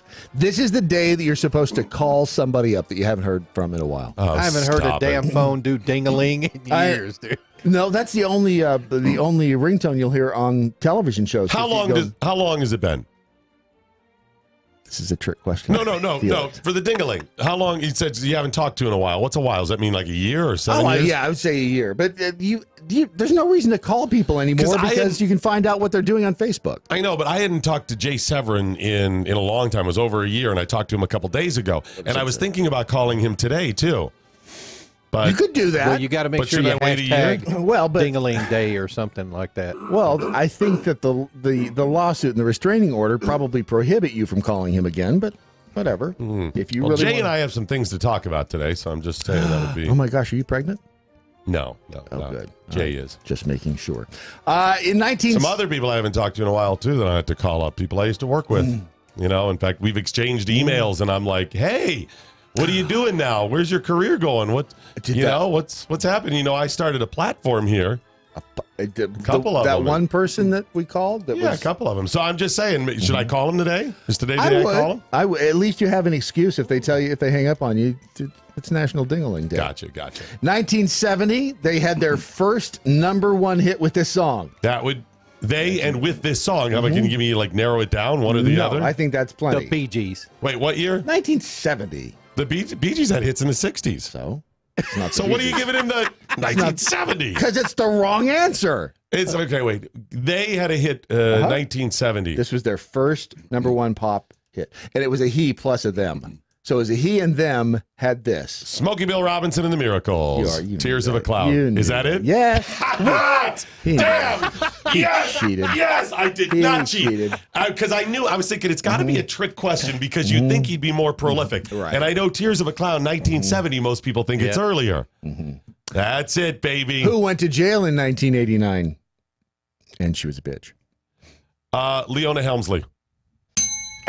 Boom, bitches. Do you know Frank? Call me Butter because I'm on a roll. This is a good day right here. Call me Butter, baby. Do you know Frank Sinatra would be 103 today? Who cares? He's been dead for 20 years. He still smells better than the White House yesterday. All right, ready, go. You got to go. It's time. For what? Go. For what? The other one. Imagine the other. I don't even know what the other one is now. I told you. You did not. We had this all worked out. Oh, yes, last you night. did. Yes, you did. Let me explain This what's is the going way on. our board meetings go. Right. Let me explain what's going on here. He throws out a trivia question. They had a #1 hit with it in 1970, and I come up with Tears of a Clown out of all the #1 hits in 1970. And then he said, who went to jail in 89? Mine like a steel trap until you ask him what his next. Right. Yet I tell him who the client is, and he doesn't know. I didn't say they started in 1970 and they may be a client. Do you? They also own the company. He's going to go, hi, it's Brad Staggs for Tears of a Clown for Smokey Robinson. Pick up their new 8-track today. Do you know if you swallow 100 magnets, you can actually set off the magnetometers at the airport? That's shocking. 100? I thought it had to be like 120. No, just 100. Just 100. Wouldn't that also be determined based on the size of the magnet and the strength of the magnet? You know, maybe a few less if they were stronger. You start getting bogged down in the details, and you lose the charm of the story. They have some over at charitymagnets.com because, see, I just mentioned magnets, which may or may not be a story. Great segue, brother. Thank you. Did I mention the puppy that's at charitymagnets.com? I want you to know even the people at CNN are mocking you for that. This is the cutest little puppy, and if you go to charitymagnets.com, can keep this little puppy from starving to death. That's right. If you don't go to charitymagnets.com, the puppy's dead. The puppy will die of taint rickets. Yes, he will. Yeah. Given to him by who? By who? I was trying to think. Don't tell him who I want to lay a Don't poon. tell him. I'm not going to tell you. Who. Yes, it's Michael Moore is going to rape that dog. I was trying to. Who was a chick from Girls? Took a dark turn. Progressive, that skanky, horrible. I can't think of her name. I blacked her out. Lena Dunham. Lena Dunham. You know what? She is nasty. I said, who's that chick from Girls? He says Lena Dunham. You tell me 1970 hit. Boom, I come up with the exact one you're talking about. We're on it, but you can't remember who you're going to today. What's the website for him? It's charitymagnets.com. What Lena Dunham have to... What? charitymagnets.com. He's like, crap, is it .org? Oh, no, it's not. You got to go there just to see the puppy, and when you're there to see the puppy, look at the license plate on her badge.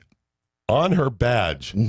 It's a license plate on her badge. Not on her badge, but it's a license plate on her badge. And if you go to charitymagnets.com, you can likely get first-hand job experience. Yes, you can.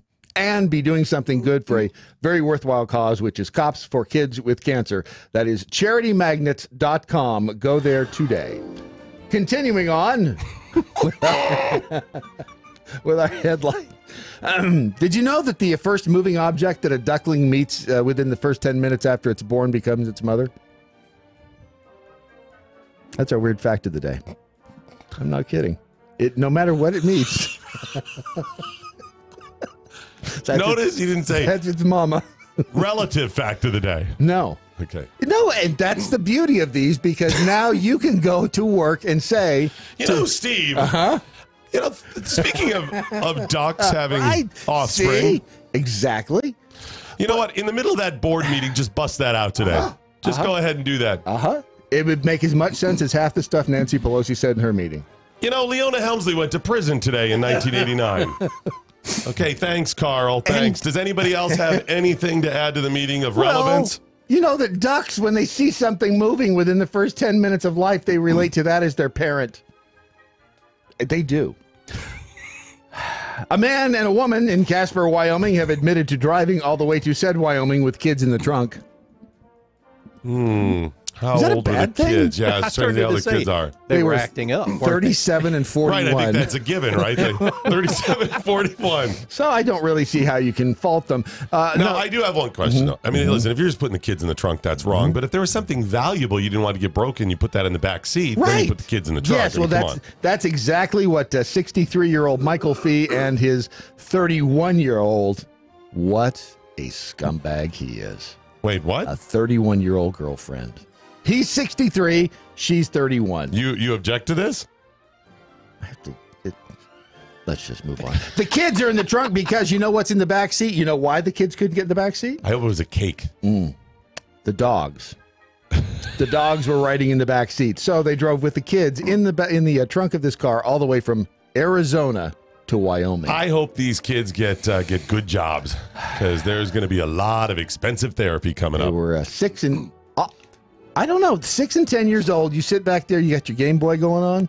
It's nice and dark. This is a man who folks, he's this close to being full hermit. Kids, don't you enjoy it back here in the trunk? He's got the hermit look, and the attitude is right there. It's wow, he's this close to Howard Hughes without the money or intelligence. I might shower or successes. That's right. Go.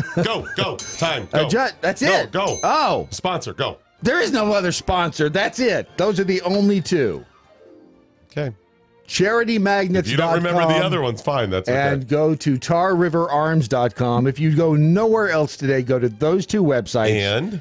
And you could win $1 million. And what's the other one? Yeah, the other one you're about to tell us. No, you said last night we're going to work 3 in.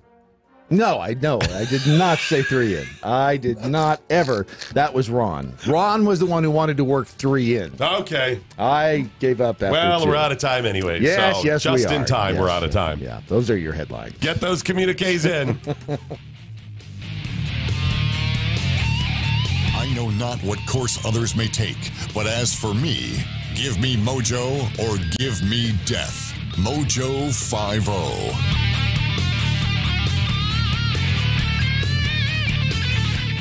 As Americans continue to focus their attention on the southern border and those who would enter our country illegally, is there a greater concern lurking at our northern border? Let me explain. Thousands of radical Islamists, ex-ISIS fighters, and Muslim Brotherhood call Canada their home, and their numbers are increasing as they infiltrate the Canadian government. Security experts are warning that by welcoming radical Islamists, Canada is becoming a clear and present danger to the United States. Terrorism expert David Harris claims that a major attack on the U.S. by Muslim extremists living in Canada is only a matter of time. Harris said, "Many years ago, I suggested that many of the Islamist extremists might regard Canada as an aircraft carrier from which to maintain operations against the United States. What appears to be true is that Canada may be in denial about the terror threat it has created for itself and for us." Author Thomas Quiggin, who recently wrote about the issue, said that Prime Minister Trudeau was to blame. He said Trudeau once remarked in Canada's parliament that if you are opposed to ISIS fighters returning to Canada, it is because you're Islamophobic. In other words, it's not them that's the issue, it's your opposing the return that makes you Islamophobic. It makes you racist. Sound familiar?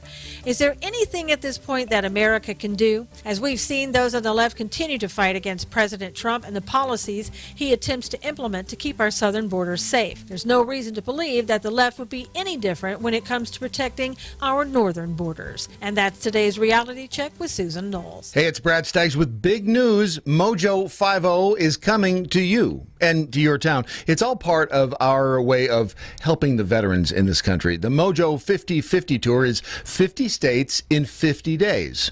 And we're traveling across the country in a bus. I don't know what could go wrong. If you go to MoJo5050tour.com, you can find all the details, including to tentative stops and how you can be a sponsor. MoJo 50/50 tour, MoJo5050tour.com. MoJoWilderIce.com.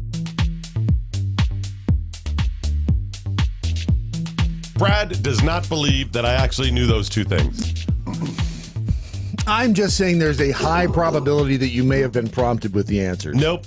Much swear, like they were on the Hollywood Square. I swear on all that is holy, on everything I have, I absolutely knew those two. Ask me where my car keys are now, and that's going to be a different story. Paul, where are your car keys? Have you ever seen one? No, so I actually knew those ones. And so he goes, you looked at Opalka's thing. By that I mean, Mike Opalka, if you go to pureopalka.com, he has a list of the biggest news stories. And it's a lot of broadcast insider stuff. It's kind of partially digested, you know, what the hot stories are. But he also has an email blast that he sends to a lot of media type people. Oh, I hear the sound outside. Oh, yes. See. So... That'd be Matt Walk with the voice out there. So it's media type people that usually get this or whatever. When you open it up, at the top of the list is like, 4 or 5 different today in history type stuff. Useless facts. Right. You can so he's like, you looked at it. So I had to show him that I hadn't even opened the email yet today. Yeah, you know what? If you right click on an email, you can say mark as unread. Neither one of those are on his list today. And I put out why didn't you use 1901? Marconi received the first transatlantic radio broadcast. Because everybody knows that. Everybody knows that. You know what the first broadcast was? A radio broadcast. Watson, come in here. So he was demanding from the start. See? Actually, the first broadcast was about a big company merger. Was it? So I hear. Interesting. He said, listen, things are really getting sweaty. Things are getting slippery in here. Daguerre Bear, while we're listening this morning and when we first tune in, bounce dryer sheets, chili, Asian food, Nancy's pee, whatever. The JJ. How much have you guys had to drink this morning? That's the amazing thing. See, here's the thing. You're thinking that we've had too much to drink. Oh, no. But perhaps today we haven't had enough to drink. You get to a point in life where it doesn't take alcohol to say what you're thinking. Yeah. You'll just say it anyway. It's a lot of regret. Wow. No, I'm not doing that one there. And Stinky, poor moth. Must have something reference to do with the mothballs. Oh, yeah. See, have you ever smelled mothballs? Have you ever smelled one? All right. I got a little clip that I want to share with you. Well. From the Ellen show, the Ellen DeGeneres show. And there was a story that I saw was going around the internet for, I don't know, a couple of days. And Ellen's people must have seen it as well. So,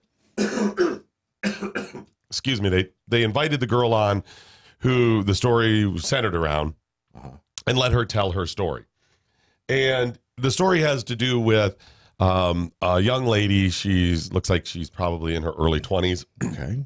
Prime of life. Yeah, who has an interesting story to tell about something she posted that went viral. And the story seems, by all accounts, like this wonderful, just this nice story. Even the headlines, when I saw it for a couple days, I was like, oh, that's nice. Not really worth talking about. Right. I saw the Ellen thing. I was like, wait a minute here. Even the headlines and even the way Ellen positioned it. Right. But I'm wondering if maybe they hadn't just tried to create more of a nice story than it is. So we're going to pick this up with Ellen interviewing the lady who is telling part of her story, and here it is. For one day, yes. I live with my grandparents, so my grandmother collects like a lot of scrapbooks, pictures of everything. I could just be sitting down and she'd be like, let's take a picture.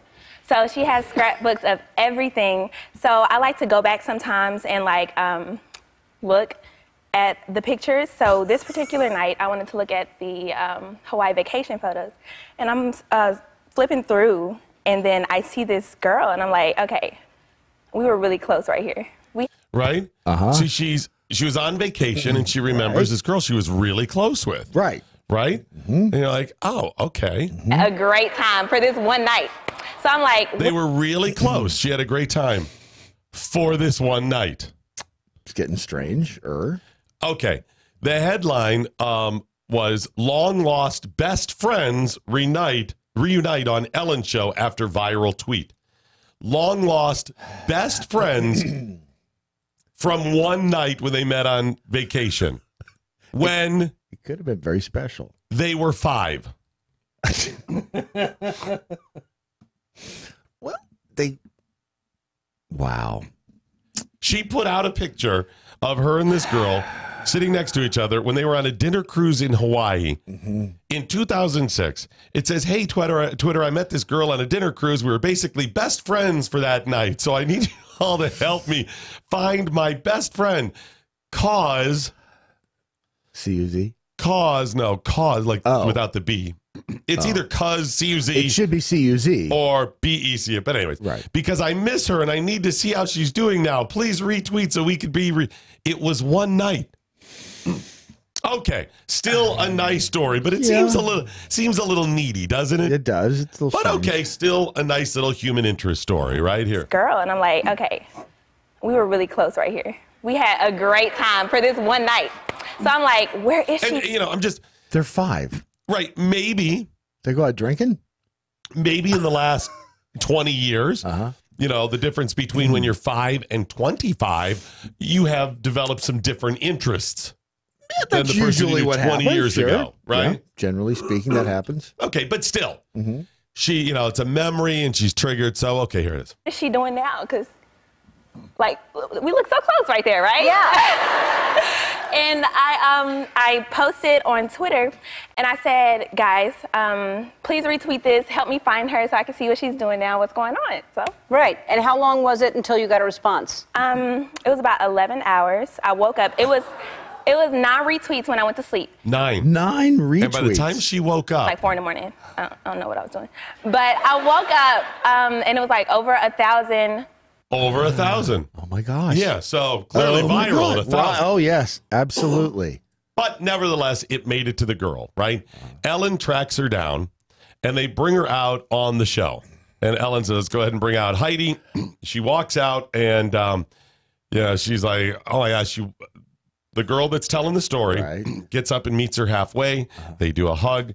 The girl then, you have to go over and meet Ellen. Right. And they sit down, and Ellen begins to talk to her about this, right? So here we go. This is her walking out. Oh, yeah. Big hug. It takes 2. Rob Banks, baby. Here we go.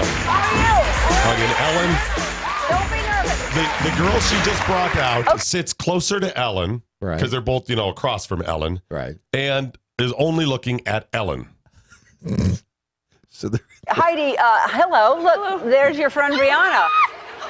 She has to go, hey, you might want to look over at her there, right?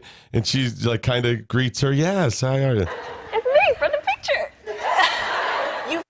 Okay, right. It's me from the picture. Right. Now, listen to the girl's response, ready? Okay, Heidi, hello. Look, there's your friend Brianna. It's me from the picture. You flew in from Virginia. We're here. You flew in from Virginia for this. Do you see how this is going, Brad? It seems a little stalker-esque. You live here? I live in California. Yeah, so we flew her in. She didn't do it on her own. So, I don't know if she would have paid for this. I mean, this is... It's Ellen. Yeah. All right, so did you feel the same way? Did you feel like you had that connection for that one day? I think, I did. Okay. Yeah. I mean, it was just for the one day. I'm sorry. But it was... It's okay. It's like, you realize you flew in from Virginia. You realize it was for a day. And you were 5. Right. This girl is actually trying to be nice to the other girl and doesn't know what to do. She has this look like, maybe you've overplayed this a little bit. And again, she's like, I think, listen even how she says, I felt same we were close. Right. But she knows this is crazy. Yeah. They must have paid her. I'm sure you met people throughout your life. You're like, it'd be cool to see them. I remember that kid I played with, whatever. Sure. But that's where it ends because we have other friends. Yeah. We have lives. We have responsibilities. And what makes you think you would be BFFs if you met him again? I actually had an opportunity to stumble across via other friends a kid that I grew up with. We were really close up until about, 5th grade or so, and I moved away, he moved away, whatever. And I found out he is crazy extreme progressive. Bat crap crazy. And I was like, great to see you again. I will never talk to you again. looking forward to discussions with him, Right. are you? And So debates. Now, if you know the girl that she brought out, the one who's like, hey, that was a long time ago. Listen to how she's trying to help the girl out, but is like, that was we were fine. It was one night, right? Had that connection for that one day? I think, yeah, I did. Yeah. I mean, it was just for the one day. I'm sorry, but it was. It's okay. Look at us. I mean, that's Look at us. Look at us. We're just like BFFs. old times. And she remember that thing that we did? She reaches over, touches her, and she's like, I'm sorry, like taps her. It was just for one night. You realize that's just this is the crazy person you hook up with on a drunken, and you're like, you recognize this is just a one night stand, right? But they were 5. You realize, no, we're in love. It was a good time. Don't get me wrong, but it does seem a little forced. I have what is known as a life now. Yeah. That doesn't include you. See, let me show you the map here. Mm-hmm. You're in Virginia, all the way over here, and I'm other over side. here in California. Oh yeah. See, that's a long distance friendship, Very long. which can work. A lot of people have those, but it usually doesn't. But and if you do have a friendship like that, it's usually based on something like us being friends. Yes. More than common interests. How much time could they have spent together? She mentions it it's an evening, a night on a dinner cruise with their parents. How many hours could they have been together? Oh, at least 5 or 6. That's a lifetime. At most 5 or 6. Now, granted, when you're 5, that perspective's a little off, and you think, "Oh my gosh, that's a huge portion of my life." But when you're 25, you realize not as long a period of time. This girl has no idea what to listen. So did you feel the same way? Did you feel like you had that connection for that one day? I think, yeah, I did. Yeah. I mean, it was just for the one day. I'm sorry, but it was. It's okay. Look at us. I mean, so you do remember her? I do remember her. And did you? How long before they got to you and you saw this? I think it was about 11 hours. I think, yeah. So right away, as soon as you knew, you got in touch with her. Mm-hmm. Yeah. Yeah, she ended up tweeting out the. See, this is different than the two of us. It was. Remember when England was being bombed, and the two of us had to dive into that. We fought off the Nazis together. Crazy that night, and the two. The Nazis are right outside the door. They're going to find us. We were holding each other just because we were terrified. And day 7, we ran out of food. The Nazis still won't listen. All we have left to drink is our own urine. The Nazis are right out there. Do you remember me holding you as your mother died in your arms? I remember that. Do you remember the Nazis, war-torn Europe? No, this is a dinner cruise in 2006. With their parents. This is...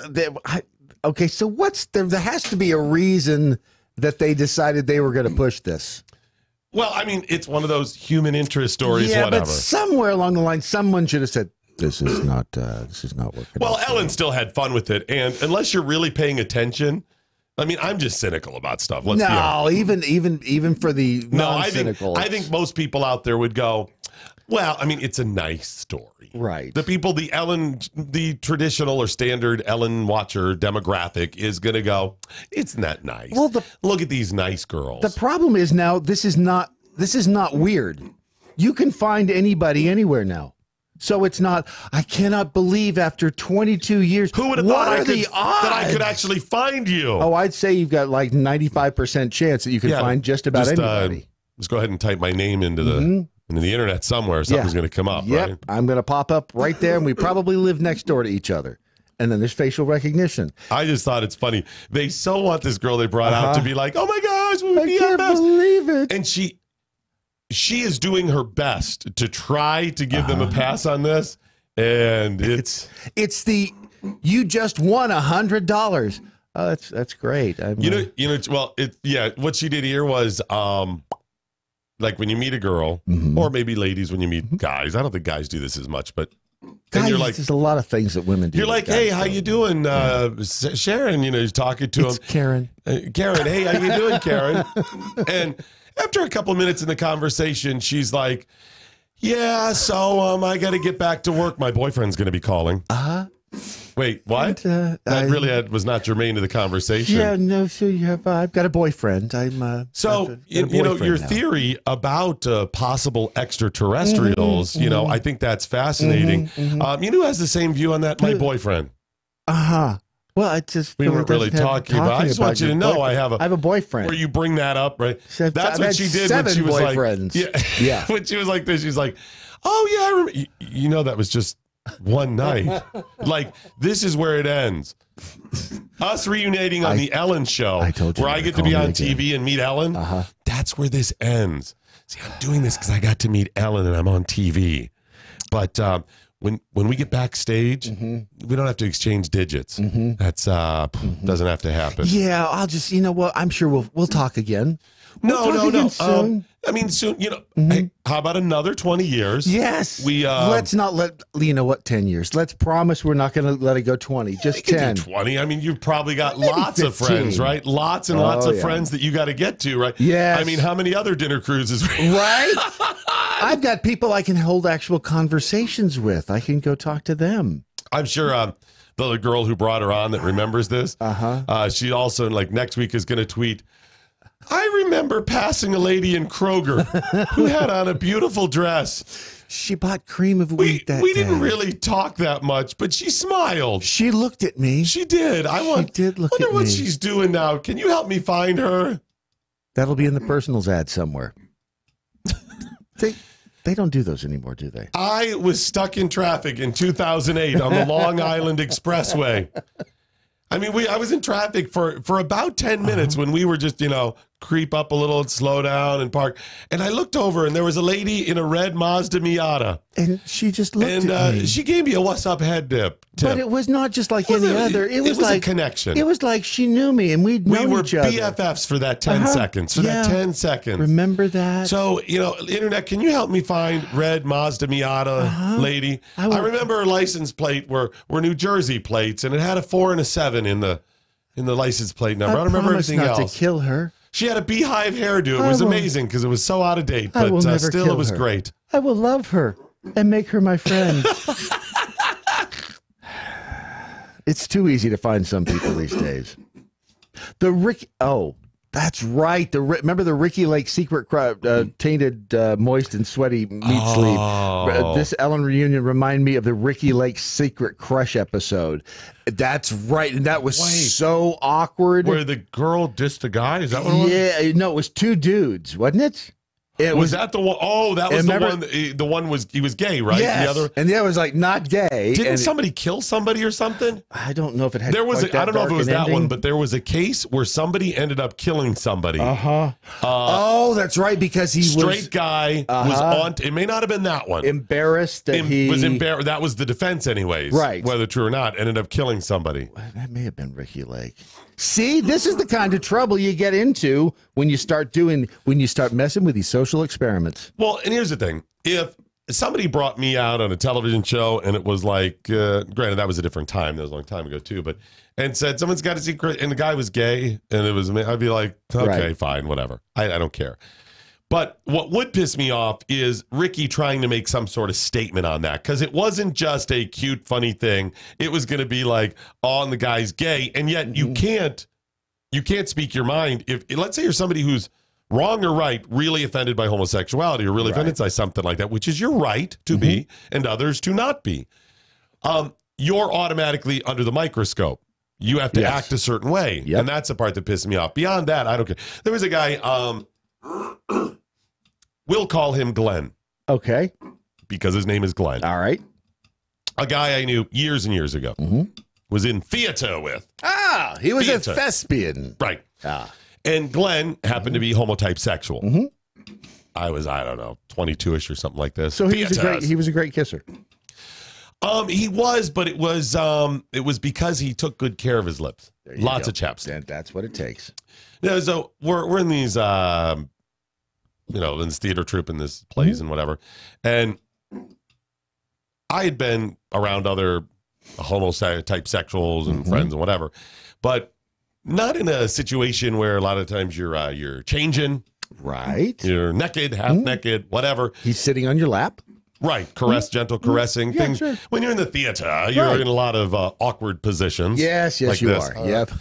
And I had to think about this straight. I mean, this was one of those coming of age moments where I was like, does it matter that Glenn is gay?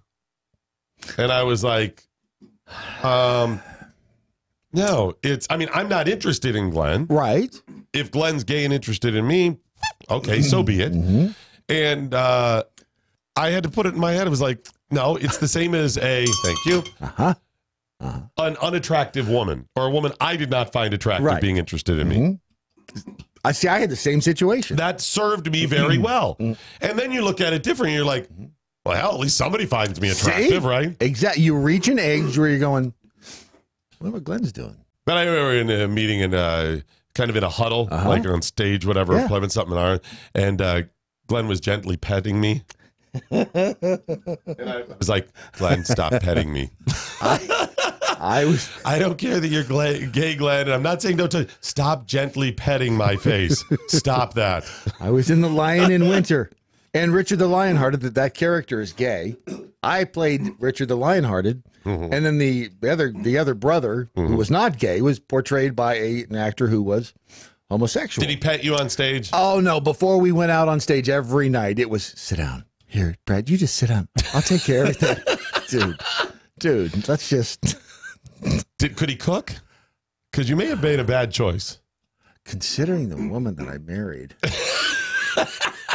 Damn, I may have just thrown away my last best chance for happiness. And Glenn was big fun. Love Glenn. Was he a little guy or a big guy? He was a pretty big guy. See, that's the part that scares me. What if you're in the middle and you decide, okay, I don't want this, and he's bigger than you are? Well, he wasn't taller than me, but he's a little chunky and about average, but he's a little overweight or whatever, which is shocking because a lot of times in the type sexual community, you're going to be, they take care of that. Yes, they do. Keep svelte and whatnot. Right. Far better care of themselves than these straight guys do. But I mean, that's a moment where you're like, okay, I have to put this in my head. I mean, if there's an unattractive person, what does it matter? They're not saying by them being attracted to you that you are gay or it's some blight on your character. In fact, it's just the opposite. Listen, in today's world, especially if you're getting old, like look at me, I'm going to be 40 soon. And you're you look good for 70. I'm going to be 40 soon, and that's my story, and I'm sticking to it. Yes, you are. But you start aging if anybody finds you attractive. Yes. I mean, I'm not saying you take them up on the offer if you're not attracted to them, but I mean... Well, if you can get a free dinner out of it, and all it's going to cost you is like a little smooch in the front seat. I was just going to say, at least it gives you a little good feeling about yourself. Because somebody thinks you're not the ugly, aging, fat, weight gaining, balding... Irritating, annoying person. Right. Somebody's like, stupid. He's perfect just how he is. Yes. And who cares if that human has a penis? Right. And is larger than I'm not saying you have to take him up on that offer. I'm just saying, fine. But what's wrong with it? Take some pride in it. By the way, it was Jenny Jones. Not. By the way, that's what I believe gay pride should be. Taking pride in? That the gays like you. Yes. I have no gentlemen, problem. I have no problem. Think about this a moment. I don't know if you've met many homotype sexuals, but they usually have fairly discriminating tastes. Yes, they do.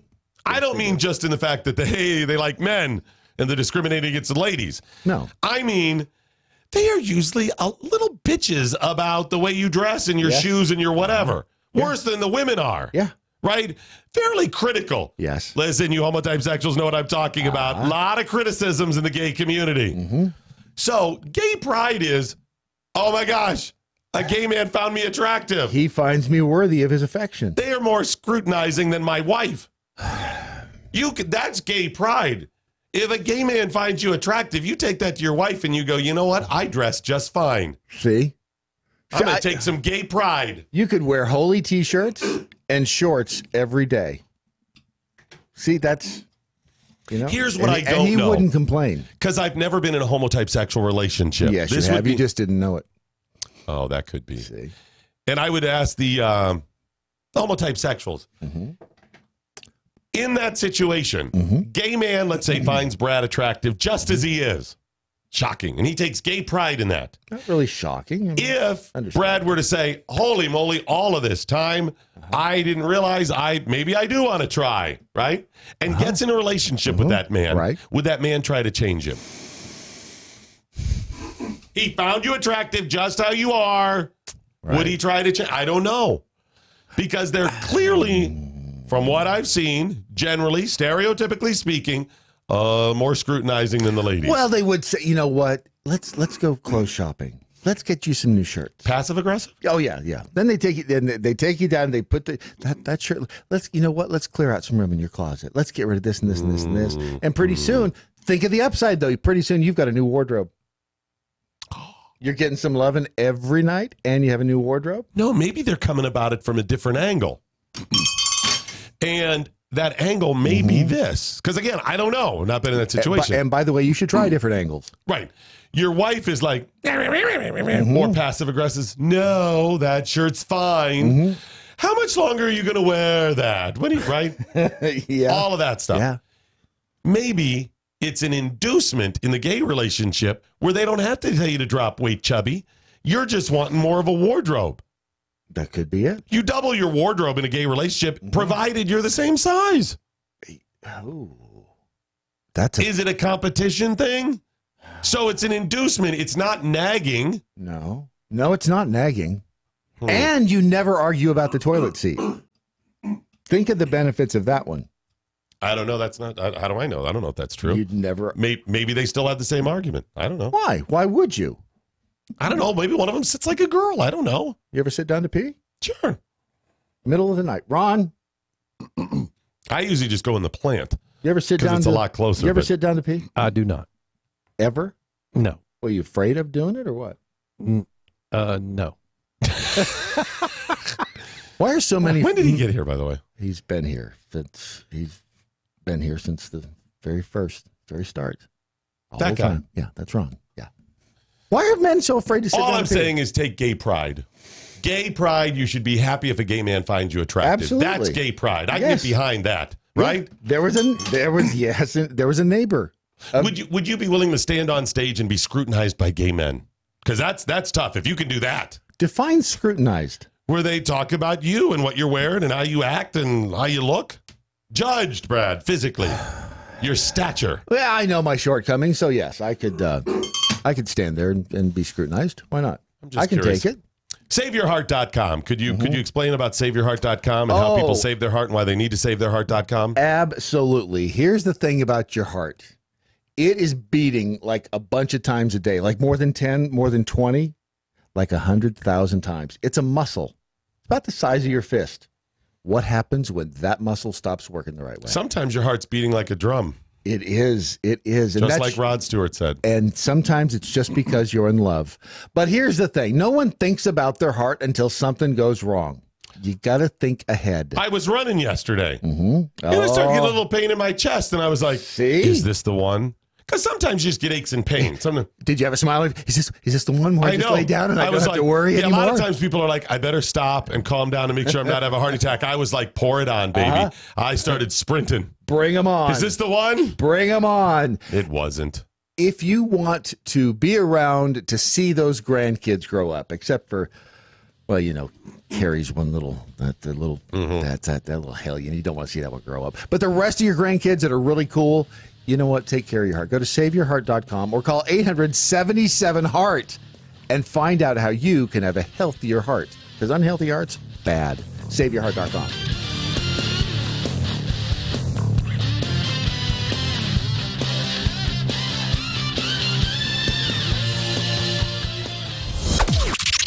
This is the seditious, rabble-rousing, liberty-loving, home of fun, entertaining, and compelling talk. MoJo 50. News this hour from townhall.com. I'm Rich Thompson. Standing firm on his $5 billion request for a border wall, President Trump says he's willing to take the heat for a partial government shutdown if it means a secure southern border. If we close down the country, I will take it because we're closing it down for border security. And I think I win that every single time. The president during an Oval Office meeting with top congressional Democrats Nancy Pelosi and Chuck Schumer. Amid Brexit turmoil in the UK, the country's governing Conservative Party has triggered a no-confidence vote in the Prime Minister. Theresa May is vowing to fight a no-confidence vote with everything I've got, she says, appealing to party colleagues to support her leadership. Many Tory lawmakers have been growing angry with May over her handling of Brexit, and the challenge comes days after she postponed a vote to approve the divorce deal. If she loses Wednesday's no-confidence vote, May must step down and there'll be a contest to choose a new Conservative leader. The challenge to May's leadership throws Britain's already rocky path out of the EU, which is due to leave in March, into further chaos. Charles Zuladesma, London. French authorities say they know who they're after as they search for a suspect in yesterday's deadly shootings near a famed Christmas market in eastern France. Everyone who was here at the Christmas market, they were all confined inside in a lockdown. That was lifted in the very early hours of the morning, so people have gone back home. But we do have hundreds of security personnel working in this city to try and find this individual. The BBC's Damien Grammaticus in Strasbourg says the attack killed 3 people, wounded more than a dozen others. On Wall Street this morning, stock futures pointing to a higher open. Right now, Dow futures are up 186 points. S&P futures better by 21. More on these stories at townhall.com. There's a better way to meet people without having to suffer through all the crazies. Weed out all the nutty people with WeThePeople.dating. That's WeThePeople.dating. It's easy to find a liberty-minded match, and it takes less than a minute to create a free account and begin browsing through over 11 million monthly subscribers. Look, we all know the success of a relationship hinges on the core shared values of a couple. So check out WeThePeople.dating. Sign up and start dating today. WeThePeople.dating. Life, liberty, and the pursuit of a partner. We've arrived. What do you mean? We've hit the big time. What are you talking about? I didn't tell you. We're live on MoJo 50 now. Oh, that. I could have sworn they were just pulling a fast one on us. Either that or someone at the top has had a mild stroke. Regardless, we now have to make a promo. Okay, well, that seems simple enough. How long does this have to be? I was told that we need to take about 60 seconds or so and tell everyone about ourselves. All right. I was born in a blizzard in the bleak hours of the morning in November. No, I don't think we need to go back quite that far. All right, then. I'm Steven. And I'm Dylan, and we're hosts of the Defenders of American Exceptionalism, or DOAE show for short. And we are live Wednesdays and Saturday nights at 9 p.m. Eastern on MoJo 50. We go through the politics of today and how it affects the culture and vice versa. And we try to bring it back to the Constitution and the principles above privilege. You know, I feel like there should be a shirt made with that on it. Yeah, we already have that. Oh, so don't forget to check us out. Defenders of American Exceptionalism live Wednesdays and Saturday nights, 9 p.m. Eastern on MoJo 50. Never Forgotten Apparel is more than just a premium women's and men's clothing line. It's a movement to remind us to wear American-made and serve those who serve us, our heroes. Never Forgotten Apparel gives 20% of their total sales to nonprofits that support homeless veterans and off-duty firefighters, and 50% to individual veterans and firefighters in need nationwide. Check out NeverForgottenApparel.com, use promo code DOC, and get 15% off your purchase. That's NeverForgottenApparel.com. The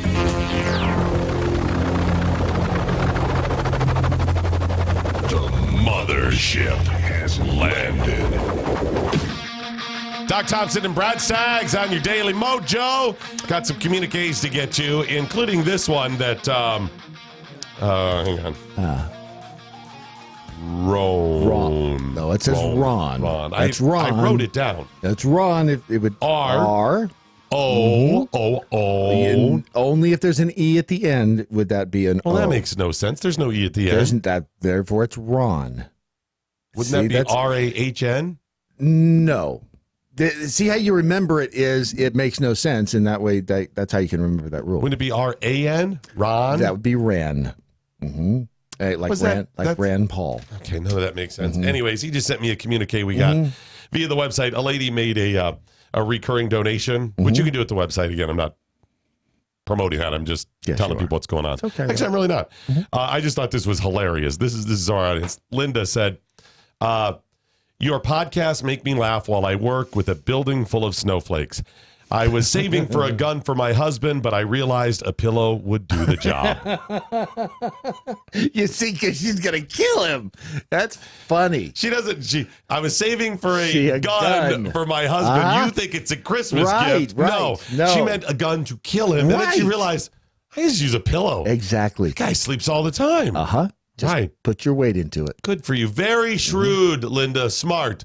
And it saves the money, right? It does save the money. And DMXDM said this show has had a lot more real Ron Phillips, and I have to say I like it. Who?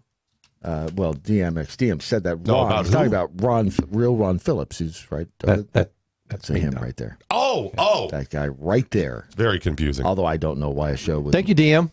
Appreciate it, brother. He drinks a lot, just so you know. So you're saying you are gay? I didn't say that. Oh, come on. You could hear, just listen to your voice. Have you ever had a gay man hit on you?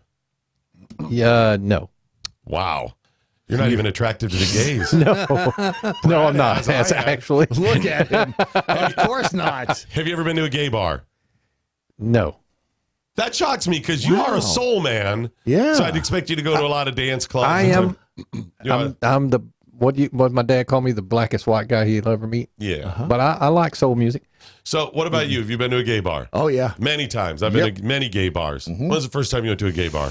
Last night. That was the last time. The last time. When was the first time? I was. I'm trying to remember. I was in a young broadcaster, town to town, up and down the dial. I want to say in.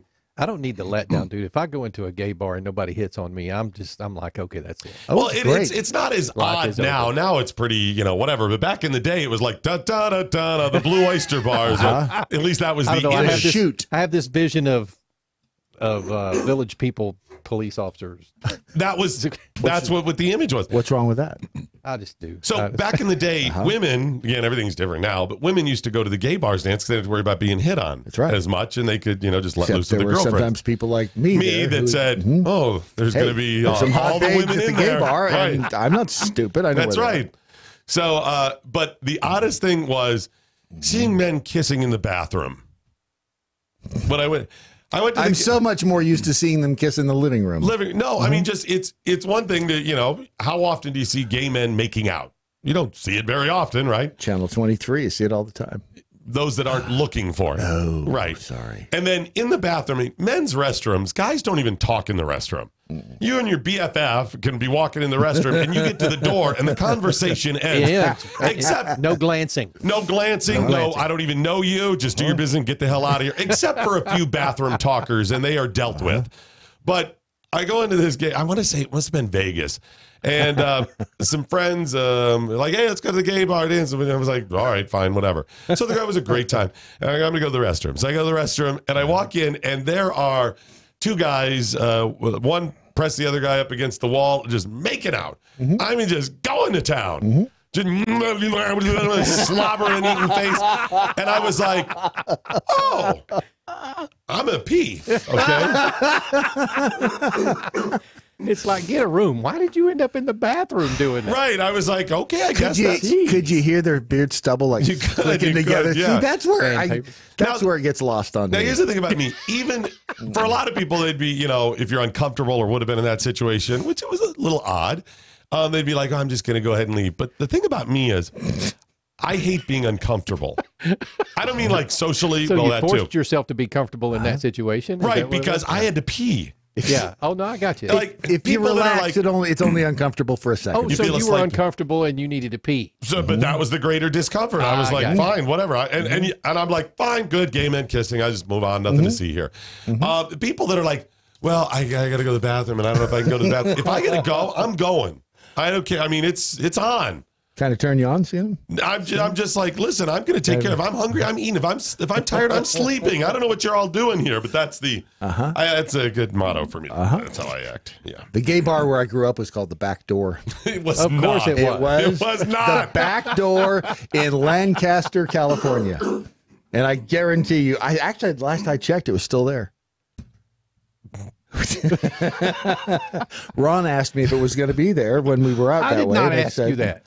Oh, I'm sorry. I wasn't last night, though, I did that. ask you. And ladies and gentlemen, another piece of the puzzle that is Bradley J. Staggs falls into place. And now, the totally acceptable racist joke of the day. What is the difference between a white dad and a boomerang? I don't know. What is the difference between a white dad and a boomerang? A boomerang comes back. This has been the totally acceptable racist joke of the day. That's really hurtful for those of us with white dads who didn't come back. Right? No kidding. That's an open wound. Why did you have to just...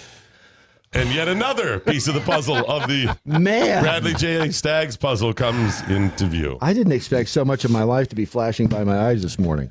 Remember that? This is your life. Mm-hmm. Oh my gosh, we should do it. This is your life for Brad Staggs. No. You know what's really confusing when you do that for Brad, and you know the backstage, you just hear a woman talking, and she's like blah blah blah. Brad has to go down a laundry list of people. Karen, Nope. Sharon. I started to say, Doc, don't we have to bring people in for that? We have to bring them in, set them on the couch, right? Surprise him with them, and we're like, you might, hell no, you're not coming that's in. not here. gonna. Is it Shelley? Is it Margaret? Is it Barbara? Is it Heather? Is it Stacy? Is it the other Stacy? Is it the other Stacy? There were 3 Is Stacys, it Brittany? Yeah. Uh-huh. Oh, there's a whole list. Yes, there is a whole list. Hey, coming up Thursday night, that would be tomorrow night. No. Yeah. Well, it's today Wednesday. It is. Yes, it is. Damn. Yeah. Is that good or bad? I don't. It's just. Okay. I feel so disoriented. And yet another piece of the puzzle. Of What's for lunch today? Coming up tomorrow night, we will be playing the Right On game. Mm-hmm. The Right On game for your pleasure. Yes. And we will be ripped for your pleasure. Yes, we will be rip-roaring, or at Mm. least drinking anyways. Mm-hmm. So there's a game called Right On Game, and it's a lot of fun. Because mocking the left feels so right. Right. And we'll describe the game in a second, but I want to let you know, tomorrow night, not part of the regular platform, iHeartRadio, whatever, but on our social media platforms, we are going to be playing the game, smoking some cigars, drinking at 8 o'clock Eastern time. 8 o'clock Eastern time, that's when we begin? Did I do that time right? I don't know. I think that's the time. I think that's it. So make sure to look across social media. It'll be a lot of fun. It'll be me and Brad and Matlock and maybe Brandon Morris. We'll see. And that other guy behind the glass and others. Yeah. So Right On Game, if you want the details, go to rightongame.com. But from what I know of it, I would sum it up like this. Mm-hmm. It's a little bit like Cards Against Humanity. Yeah, okay. Right? Mm-hmm. If you throw in just a little bit of Boggle and yes. Uno. Yeah, yes. Would you say that's probably how it is? And maybe a whiff of Yahtzee? Okay, I could see that. Well, with the cup and the... Yeah. And I would say it's kind of in the veneer of a Parcheesi. Yeah, I can see. Yeah. If you let it just settle in your mouth a little bit, yes, it is. I mean, Categories is represented in there too. And you know what else? Candyland. I mean, if we're going to be honest about it, Candyland's in there. Right. That's who wants to get stuck in the candy cane forest, right? Right. Yes. And yeah, I think that's right. That's how you sum up Right On Game at rightongame.com. Chutes and ladders. I could see that. I could absolutely it's got a smooth see. finish to it. And I would say there were probably at least somewhat inspired by Mastermind.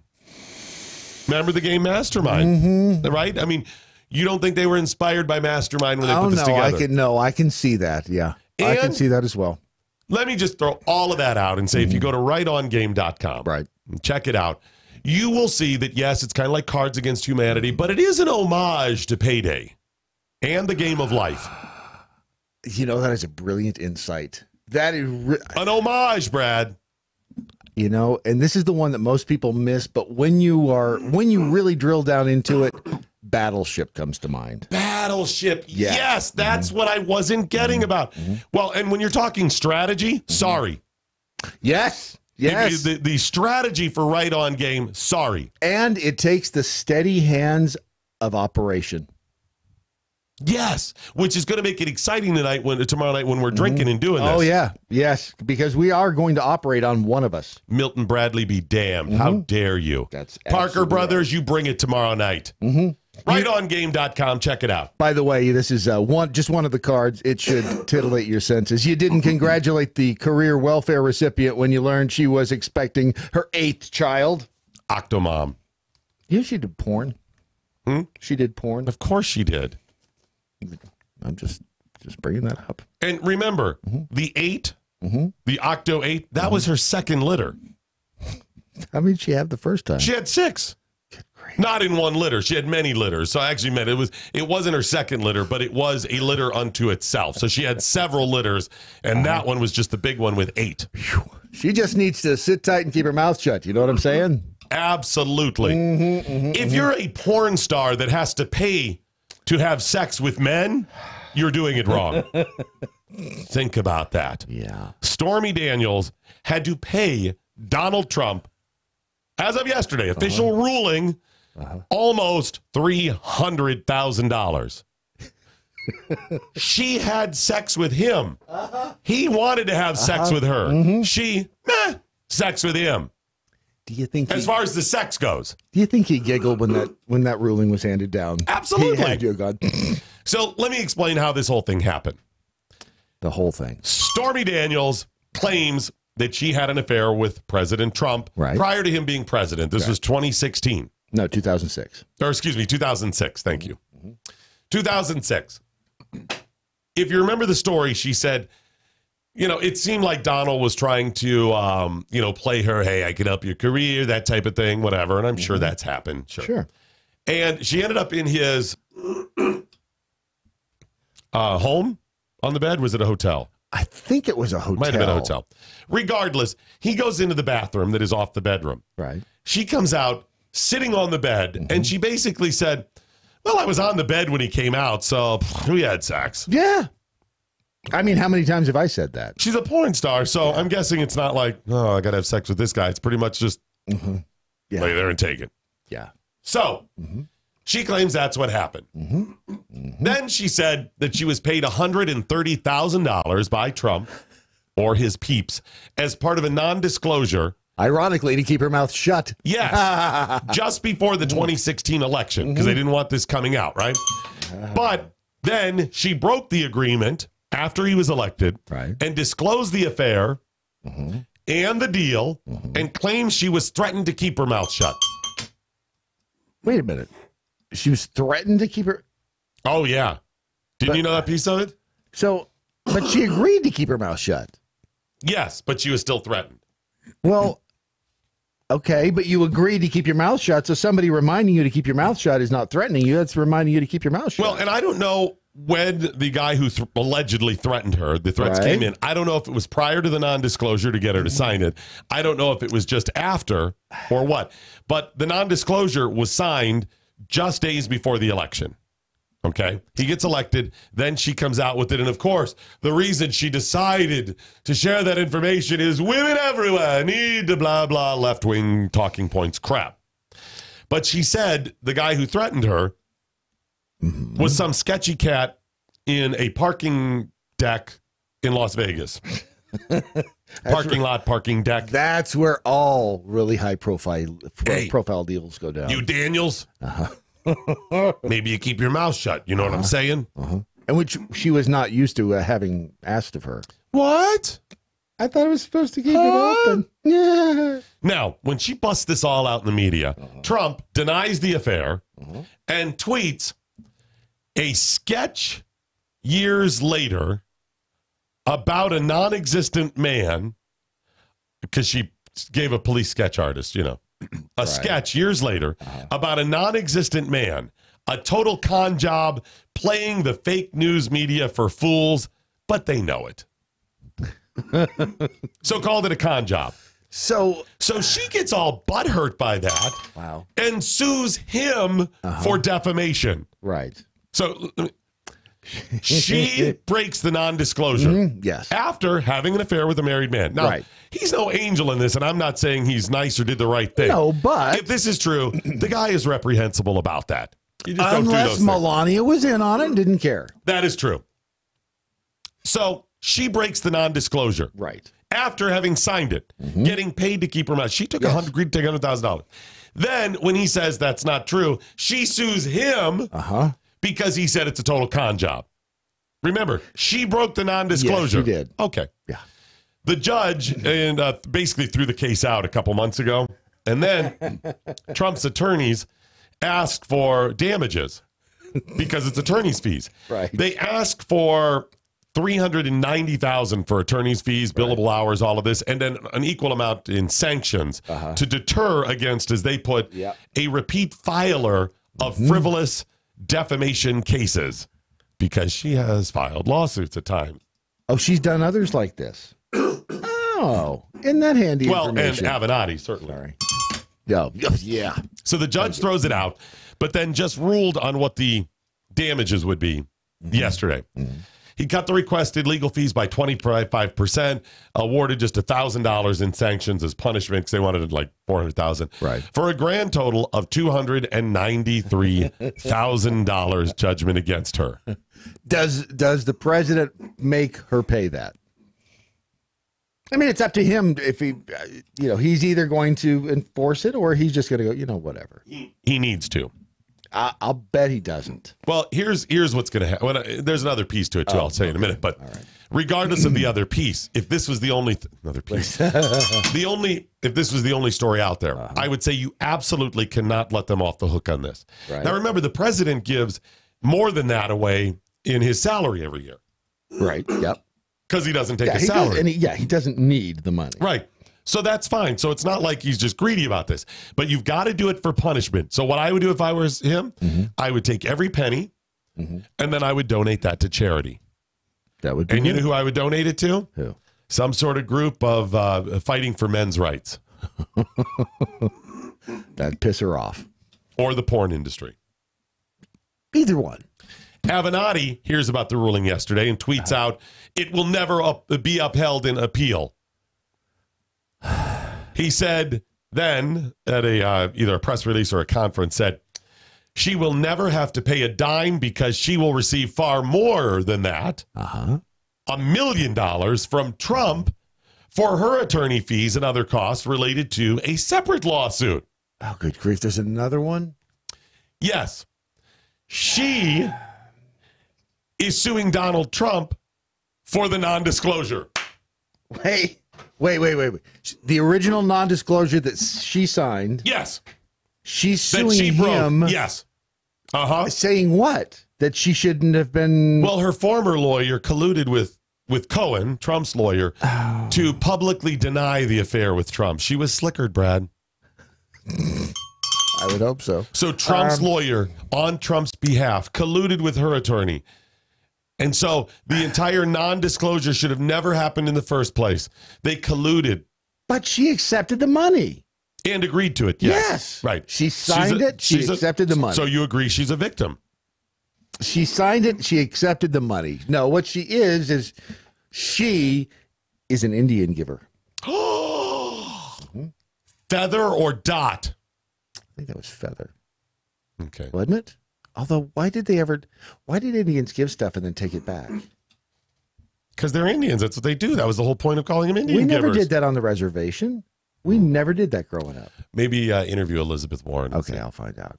But that's what she is. What are you talking about? She gave her word. Trump's attorney colluded with her attorney. You're not getting that. She gave her word. She signed it. It doesn't. That would be an Indian giver.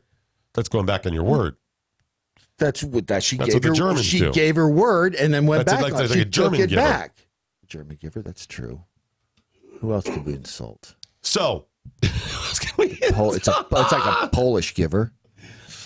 So that's her argument. Now, she signed the damn contract. Now, knowing that there's still other cases out there, is she going to? Would the president go ahead and take the money? Would the president take the money? See, he's going to make her pay and give it to charity. He doesn't need the money, but he's going to just because he can, he's gonna force her to pay. And not even to be a jerk, which I could see people doing. Again, you're making a point here, and you've still got that other judgment pending. I mean, he may do it to jerk her around. Could be, but not necessarily. Right? I mean, right. Okay. I mean, generally, don't you pay her to jerk you around? What a good day for Trump. What Isn't a win. it, though? It's a beautiful. I mean, seriously, you got to admit that spectacle in the Oval Office certainly was not a loss for him, even if you're on the left. And he gets $300,000 from somebody who's accused him from a hooker. He sleeps with a porn star and gets paid for it. She really was a hooker. I mean, you could say adult film star, but we're all hookers. She's paying for it. She got paid for sex. And by the way, she was really kind of getting paid for sex by Trump. Yes. Or, I mean, it may not have been official, hey, quid pro quo, But she was doing this to further her career for opportunity. Is that one of those tantric positions, the quid pro quo? It's in the Kama Sutra. Wow. It is. It's page 42. I've heard about that. 43. I didn't think your arms would Part go of to it that spills position. over onto page 42. I bet Most of does. it's on 43. Okay, I'll check that out just to be sure. Quid pro quo. Mm-hmm. Quid pro quo. $20. Same as downtown. Oh my gosh. Stinky says if only he donates the money to a home for retired strippers. Is there such a home? There will be now. And It's if- Brad's home of retired strippers. Wow. I will take care of them. That's someone has to show them love. That's certainly good. I mean, for years I've donated to the home for wayward co-eds. Oh, that's a little different. Though. Those are sad stories, though. Those are very sad stories. It's caught up, especially this time of the year. Oh, it really This time of is. the year Around it's really- Christmas, you bring them into the house. Get your communiques in at Doc Thompson Show, at Real Brad Staggs, and at MoJo 50 Radio. I don't know what this means. Tainted, moist, and sweaty meat sleeve. I'm sure in Stormy Daniels' line of work, they have ways of disabling. No, I really can't. But it's something to do with not being able to talk. Okay. Because, well, let's just go ahead and move on. And I'll remind people to make sure to go to eracapitalmanagement.com today. Eracapitalmanagement.com today. And the reason you want to do this is because they are going to help you manage your money. You're like, wait a minute, I'm managing to do just fine myself. I'm not talking about your daily income or your daily, I'm talking about your investments, your portfolio type thing. So if you have a retirement, you've been saving up, you got things invested, 100,000, couple 100,000, whatever it is, go ahead and go to eracapitalmanagement.com today and check it out. Era Capital Management. But specifically, this is really something that'll do really well for you. If you have an old 401k. Right. That you may have forgotten about. A lot of people do. In fact, I have one from a company I used to work with, and I certainly don't want anything to do with them having it. Right. So I'm going to go ahead and turn it over. Like I said, I told them at Era Capital Management, I went through their, their tutorial, heard what they do, said, absolutely, you guys sound great. And I'm going to go ahead and do this. They said, give it a couple weeks. I'll, talk about you on the air a little bit, and then we'll go ahead and put this through. And last night when I was talking about it at our meeting, I don't know, was there 4 people? 4 out of 7 said they had an old 401k elsewhere? Yeah, it happened. I mean, you get to a certain age like you. I mean, you're advanced in age, and what has happened is that over the years... 40 is not, 39. Getting ready to be 40 is not that old. You've worked at so many different businesses, you've lost track of where some of these retirement accounts have I ended wonder up. if I have another one out there that I've forgotten about. I have to search. I'll bet you do. Wouldn't that be ironic if it had like $5 million in it and you found it one day? $5 million. Right. EraCapitalManagement.com. Bottom line is just check out what they do. And then, ask questions. Here's the thing. I hate working with numbers. I hate math. The only thing I like on when it has to come to do with math is the numbers on a paycheck. That's all. Beyond that, I don't want to think about investing it. I don't want to think about my rate. I just want it to grow. And Era that's where they Capital come in. Management LLC is a registered investment advisor. Era Capital Management LLC provides fee-only portfolio management. The advisor may not transact business in states where it is not appropriate, registered, excluded, or exempt from registration. Keep in mind that investing involves some risk. The value of your interest will fluctuate over time, and you may gain or lose money. No strategy can assure success and is not guaranteed. Wow.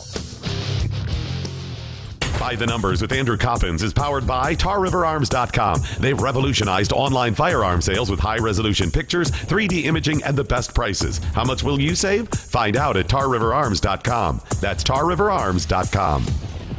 21 is today's number. According to everybody's favorite socialist Congresswoman-elect Alexandria Ocasio-Cortez, there's $21 trillion in undocumented spending at the Department of Defense. In a December 2nd tweet, she complained about $21 trillion of Pentagon financial transactions that, quote, could not be traced, documented, or explained, unquote, and then went on to say that that amount would cover 66% of her estimated $32 trillion Medicare for All plan.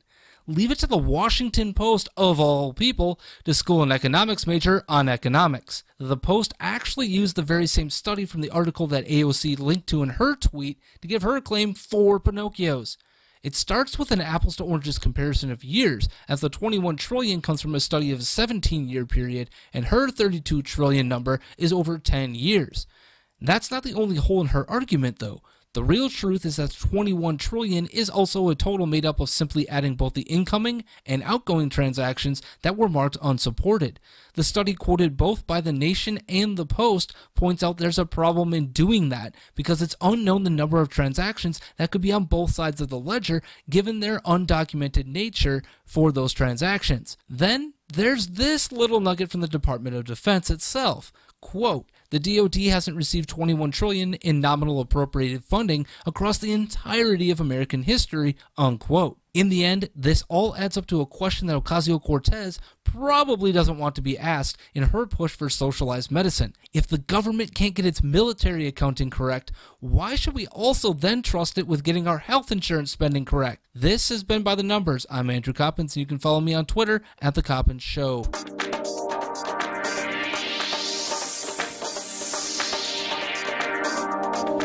The people of Egypt and the Egyptian government are pretty upset over what a Danish photographer did.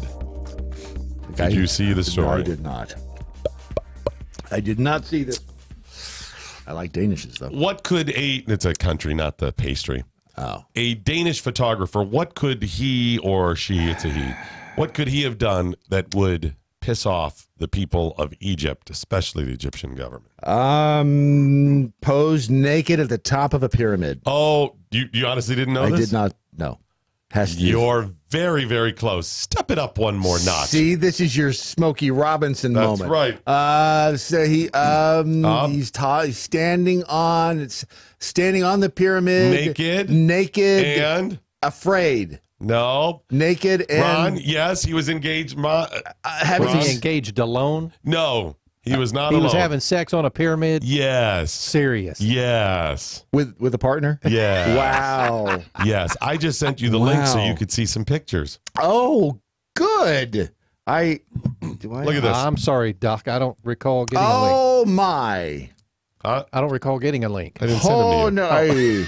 Oh, you're going to love this one, But I Ron. will, now that you say that. Yes, you are going to like this one, Ron. You are going to stare at this one There you into go. the evening. There it is. That is... So I don't know. It looked like the middle of the night that they climbed on top of the pyramid, but it looks like morning when they... Morning really has broken there on the pyramid. It has But I didn't think you could just. This is the Great Pyramid of Giza, and boy, is it great! Boy, is it great! It's great now. I don't know. Do they even let you climb up on top of the Great Pyramid of Giza? Well, apparently they do because they're up there. No, I mean maybe they snuck up because they went at night. So I think I have some of the audio. It says climbing the Great Pyramid of not of that. It's the setup because he did a. He did. They produced a video, as well as the still shot pictures. I don't know if in some of the ones I saw, they're blurred out. What are they blurring out? The top bar there. What's the top bar? And for those of you his listening, butt. That's not his butt. And even if it wasn't, it is. Yes, it is. His butt wouldn't be at that position. It is. Look close. What do you question me for on this? Why would they? Okay, but then why would they fuzz out his butt? Brad is frustrated at the position they chose. Apparently. Well, they did kind of choose an ordinary old. Okay. All right. Yeah. So, anyways, I thought there's audio to this. Is that not audio? I think that we could all imagine what the audio would be. There it is. Sorry. There It's so this is them climbing up to the Great Pyramid, and you can see it's under the cover of darkness. They've blurred some of the faces out or whatever, and then and it shows it's like a minute and a half of them climbing. Which here's the thing: who filmed it? The camera shot is down. So it's looking up at them? No, the camera's looking down at them. Oh. So as they climb up, meaning... It could have been a drone. It could have been... Okay. Mm-hmm. So here they get up there. By the way, this is just them reaching the top.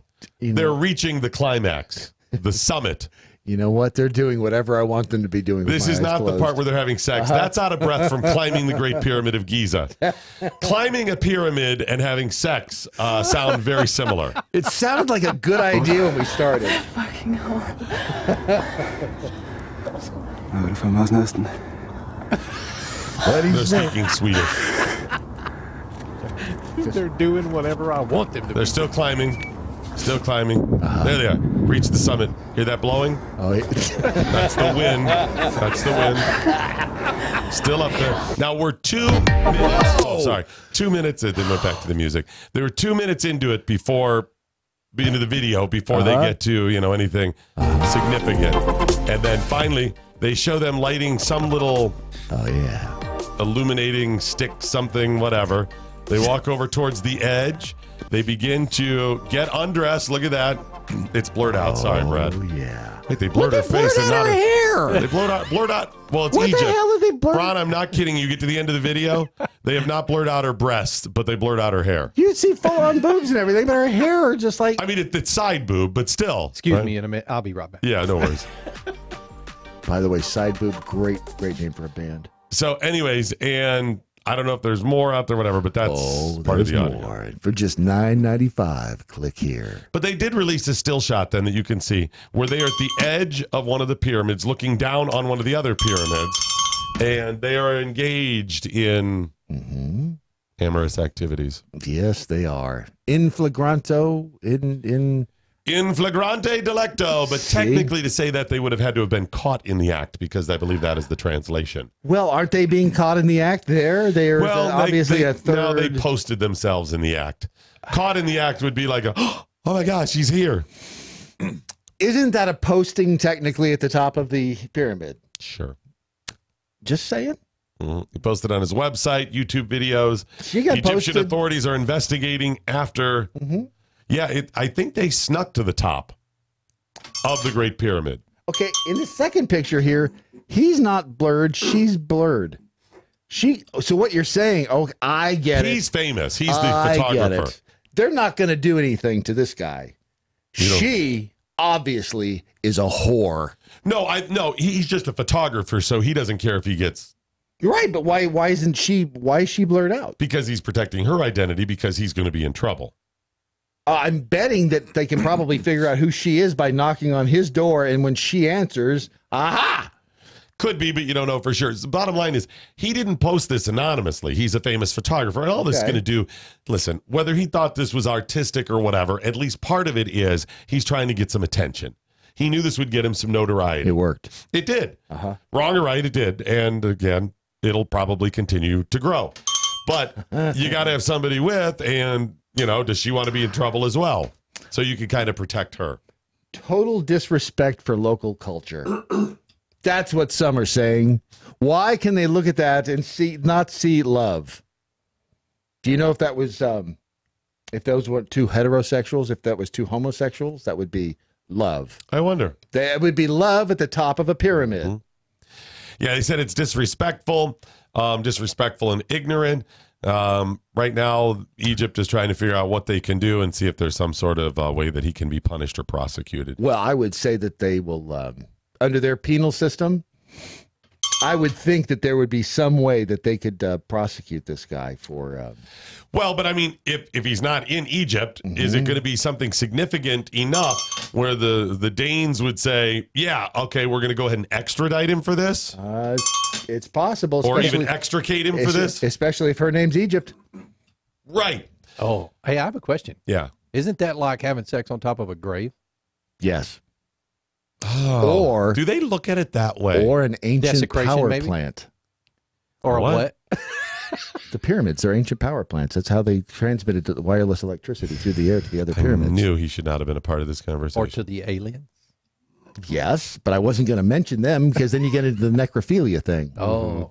That's when you have sex with an ET, right? So it would either have to be, hey, Danes, we want you to extradite this guy if there was a significant, that's probably not going to be significant enough, or maybe it is. Or they would say, he's punished, come back, or we want to try you, come back here. And he's like, we're not coming back to Egypt. We've seen the pictures. We want to try you. Right. We want to try you. And so then he just says, I'm never coming back to Egypt. Yeah, he could say something like that. Why can't you go, Bob, why can't you go back to Egypt? We'll always have Cairo. So my friend Cal, who is family, and well, even Cal when he was a young child, is from Egypt, said, and I've never seen the pyramids. I was supposed to go right before the Arab Spring. That ended badly for me. Yeah. Lost the little deposit there. Anyway, this Cal guy said, didn't. If you actually you may have. You're welcome. Cal said, if you're standing looking at the pyramids, right, and you're like, look at that. Ancient wonder, one of the 7 ancient wonders of the world. You have the pyramids there. And you turn like 61 degrees to your left or right. I don't know which one it is. You'll see a KFC and a cheesy, dirty strip mall. And kind of a different atmosphere there in the... according to him, those pictures you see, and I've not been there, I'm just going from Cal, are shot from specific angles. Sure. So you don't see all that The stuff. world has moved along over there. And who's to say that KFC isn't as big a wonder as a pyramid? I'm not saying that. It's not about KFC. I'm just saying that it's a strip mall and whatever. So, Well, and Bambi, who's performing at that strip mall, so you believe me, is one of the 8 wonders of the world. If you haven't seen her show, bring lots of dimes and quarters. What were the other wonders of the world? Go, ancient wonders, go. Great Wall of China. I don't know if that's an ancient, but we'll say okay. Of course, it's an ancient wonder of the world. Okay, I'll believe it's one of the 7 wonders. If I live to see the 7 wonders, the beauty of your... Fleetwood Mac had it all down in their song. And, Can't remember that either. I can't, no. The Sphinx. Really? Yeah. That's right. The same. You can kill 2 birds. Hanging Gardens of Babylon. Okay. The Colossus of Rhodes. What is that, 5? The Colossus of Rhodes. Is that like the high five down here in downtown Dallas? No. The Colossus of Rhodes? I mean, it's just a bunch of big It's where they roads. all come together. Can't remember Right? those. But Okay. It's a big interchange. And then some of those are pretty amazing when Have you ever see seen how the Colossus of Rhodes? What it was? The giant statue that spanned a nude mouth of a waterway? Nude? No. Huge. That'd be awesome. Yeah. It would be awesome. So I'm not that cultured. Look, if there's a naked statue of it, I'll go look. Okay. Otherwise, now I'm you busy. get everybody Googling what are the 7 wonders of the world. I want, and you have to do ancient wonders because I think they've re-upped them or something like that. I wonder if there was one in Rome. Was it any of the Roman stuff? Colosseum, the waterway? Let's see, Lighthouse of Alexandria. Alexandria, damn it, yeah. Which Temple- is She gone. did of have Artemis she had an is one. amazing Temple of Artemis, lighthouse. Alexandria. Was I did right have about amazing. the Hanging Gardens of Babylon? Yes. Colossus of Rhodes? Yes. Sphinx? The Great Pyramid of Great Giza. Pyramid of Giza. I don't see the Sphinx. I thought the Sphinx was one of them. Google it again. Do a different one. Find the one where it says the Sphinx, so I'm right. The Mausoleum of Harlequinassus. Oh, damn it. That's right. And that is beautiful this time of year. What's in it? Harlequinassus. Dude, seriously. You were just so embarrassing yourself today.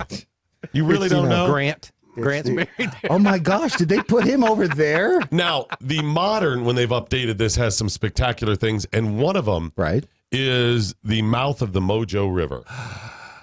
You know, that is spectacular. It'll take your breath away. I can't believe that Fort Worth, Texas, because that's where we're located, right? On the banks, the western bank of the beautiful MoJo River. Are we on the I'm sorry, the eastern bank. The eastern we bank. are on the eastern bank of the beautiful MoJo River. Righty-tighty, lefty-loose. Yeah, the eastern bank. Yes.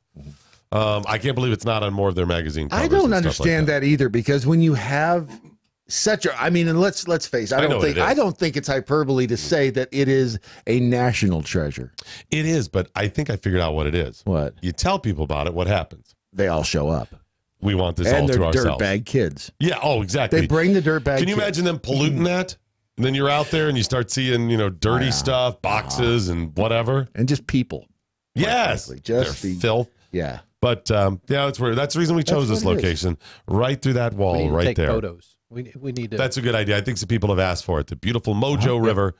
Someone did offer to pay us $20 for a for a photo? For a photo of all of us standing. That's probably wise. I on mean, the, people ask, hey, how'd you come up with MoJo 50? And it's located right on the eastern banks, the beautiful sparkling blue MoJo River. Once you stand there and you see the water, not Awe-inspiring. just the water, but the fish that jump out and the bears that are trying to grab the salmon. Spectacular. And the fish. It really is awe-inspiring. I mean, there have been people inspired to write poems. And we're not too far from the waterfall, right down. No, there. that's true. Yeah. I wish we had a better view, but I mean, the river itself is so spectacular. I've been to Niagara Falls. Yeah, well, you And know listen, what? You come here and it's I am going different. to fight every step of the way about the zip line they want to put in. I don't want it or need you that. do want I don't want it. I don't want that junking up the sky. It's beautiful how it is. What are you going to soil something so beautiful for? It's another revenue source. The city needs the money. I know, I get it, but I mean, you know what? It ruins it for all of us because you got that stupid zip line and the poles and everything. I don't want that garbage there. If it's a naked zip line, I'm good with it. What is the deal that the richsolution.com has? Oh, right now, yes. So we were actually discussing this with the founders and operators of the richsolution.com. You were. I wasn't. We had an extensive corporate phone call. They didn't feel the need to tell me. Well, that's because of that last thing you did. Okay. But if you do go to the richsolution.com, the what? And the richsolution.com, this is where you will find all sorts of things to enrich your life, your lifestyle.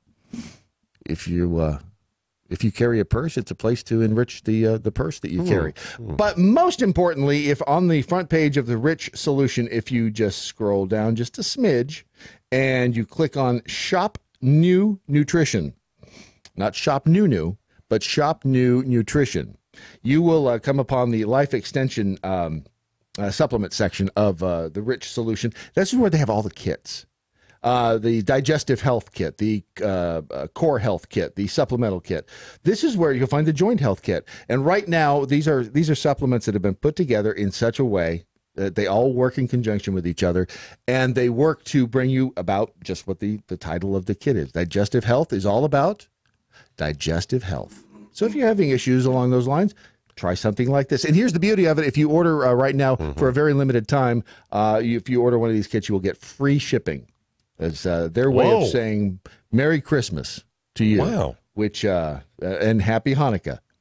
And all of those things. Happy Hanukkah, Merry Christmas, have a great Kwanzaa. You kind of realized a failure there in the middle of Merry Christmas, didn't you? Well, no, you know what? They're inclusive.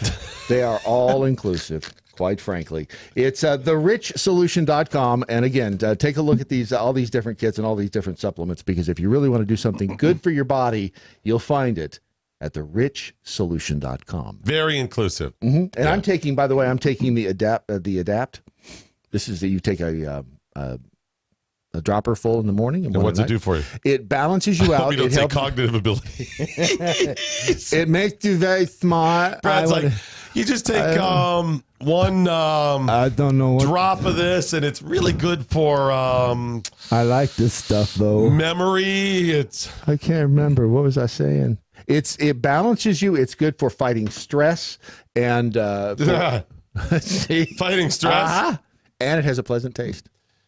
Wow, that's a little bottle. I have a lot of stress. Is that going to be enough for it? You just put a little dropper underneath your tongue in the morning and one up underneath it at night. A little between your cheek and gum? Just a little bit between your cheek and gum, and life is good. That sounds fantastic. It's all at therichsolution.com. Yes, good people that are trying to help out. They've been through a whole lot, and their story is great. Therichsolution.com. Get the supplements today and begin changing your life at therichsolution.com. Troy, Missouri. Garden spot. The police in Troy, Missouri responded to concerned calls. This story was sent to me by a friend of mine. Liar. I'll just you don't have any friends. An acquaintance of mine. That's better. We'll just call Stunt Brain. Okay. Because his Twitter handle is Stunt Brain. Troy, Missouri police responded to concerned calls from citizens. All right. Concerned citizens near, around, and at the local Walmart. Oh, my. 69-year-old Horace Waver. In public? Was at the Walmart gas station wearing a woman's dress. Is that a problem, Brad Staggs? Not in this society, and it certainly is not, and I support their right to do it. It was wearing a woman's dress with the crotch area cut out. Okay, you've taken it a little too far now. Meaning... his non-woman features were on full display. As if you couldn't tell by his face and head and the rest of him that he was a man, you certainly could tell. His post was posted. Yes. Gotcha. Yeah. And he was waving the aforereferenced genitals at patrons at the gas station and yelling, "Look at this nozzle!"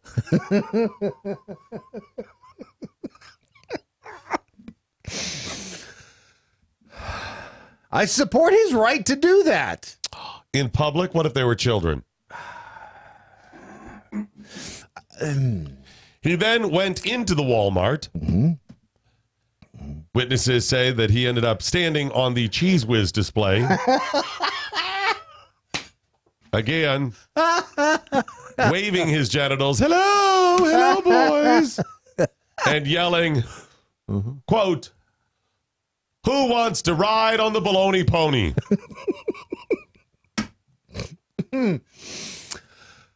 He was charged with indecent exposure, disturbing the peace. That's EACE, possession of meth. That's a Wait, what? Is that hard to There's believe? meth involved? I know, right? Yes, meth was a factor. You realize that's our society now. Used to be, well, alcohol may have been a factor. Now, without them even telling us, meth was a factor. Wow. Yes, disturbing the peace, possession of meth, and sexual assault on a female police officer. So we know he's not gay. Was that a problem? No. He was? I'm just merely pointing Facts of out the the case. facts. Okay. That's all I'm pointing out. A little, and I got to hold him to take him to task here and hold him accountable. Reporting and journalists in America really failing us in this story because they forgot to mention or reference a couple of things. There's more. more. Do you have any questions? We didn't really hear exactly what he did to the female police officer. That is true. We also, and I'm shocked you did not ask the question, is he hot? I was just going to assume, and you should never assume. He's a man, baby. Is he hot? No, he was not. Okay. And not just because he's a man. It's the meth, isn't it? Yeah. We also did not get any information off anybody, if anybody did, in fact, want to ride the baloney pony. That's true. If he was we asking, don't know if anybody said, I may want to ride the baloney pony. I might want to. Or if anybody said, call me. We don't know. Right. Or if everybody was disgusted at the possibility of riding the baloney pony. Maybe they'd already ridden a pony. That could be it. Or if Bob was with his wife, Jeanette, there and said, Jeanette, finally, go. Sure. Go ahead. Done. Yes. So much with the blah, blah, blah. Right? I mean, the guy was technically offering a public service. That's what I'm saying here. You want to look at it that way. Wow. If you're thinking offering a public service and tainting the cheese whiz. Well, tainting. How was it tainted? I wouldn't go They that didn't say we got any on it.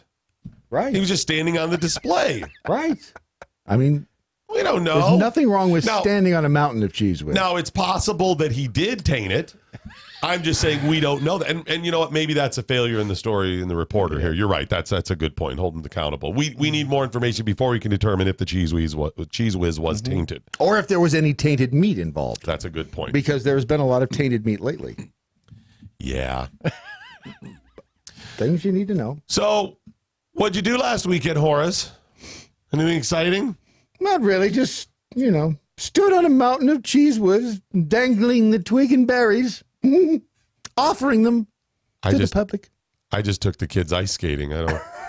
That's all. 20 minutes, let's go. All righty, that is it, ladies and gentlemen, the end of your Daily Mojo. But before we go, as always, let's find out what we learned today. We learned from Nancy Pelosi that we have to let illegals commit crimes to know who those illegals are.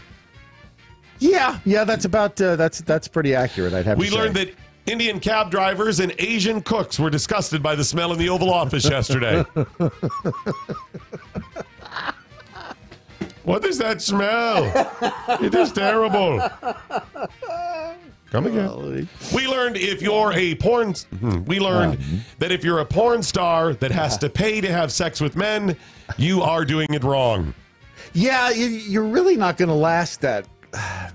Let's just move on. Seems like a odd business model. It really does. Bradley, Jay, Staggs, what, if anything, did you learn today? I learned that Chuck Schumer proved he really is the funny Schumer. All of this time, we thought it was Amy. I can't believe I have a clip of Amy Schumer I haven't gotten to the last couple of days. Why not? I forgot. I'll do it tomorrow. That's why we can't find good help. I also learned if you don't want to hear about Nancy Pelosi's vajayjay, stay away from the MoJo chat room on MeWe.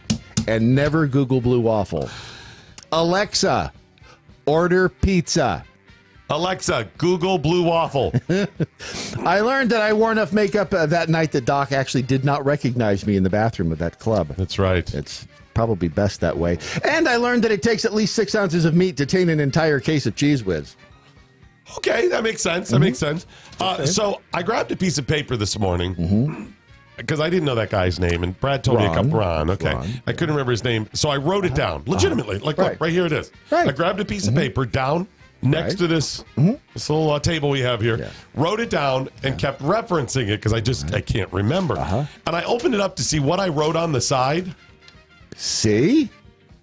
It's a little cue card. Your name was already on. Where did this come from? It's a little cue card just for you. Well, why was this in here? How long has this been in here?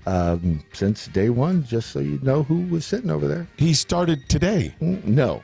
He's been here for several years I'm now. leaving this right here. That's a good idea because then you can reference it to find out who he is. What, if anything, did the listener has learned today? Well, over in said MeWe chat room, if you nudged by all the rest of the dirty stuff, it was Discotate Wanda 50. My rule is if I'm sick, drunk, or tired, I'll sit to pee. Sick? Yes. Drunk? Tired. All right, that makes sense. Middle of the night, you get up, you don't want to turn the light on. There's no judgment there. Oh, yeah, middle of the night. Because there's otherwise always judgment. Come on. If you were sitting down to pee and some guy walked in the bathroom, you'd jump right up off that toilet. No. Yeah, you would. Admit it. I do. But I mean, in the middle of the night, I mean, that's a difficult bar to get over in the middle of the night when it's dark and you're tired. Yes, it is.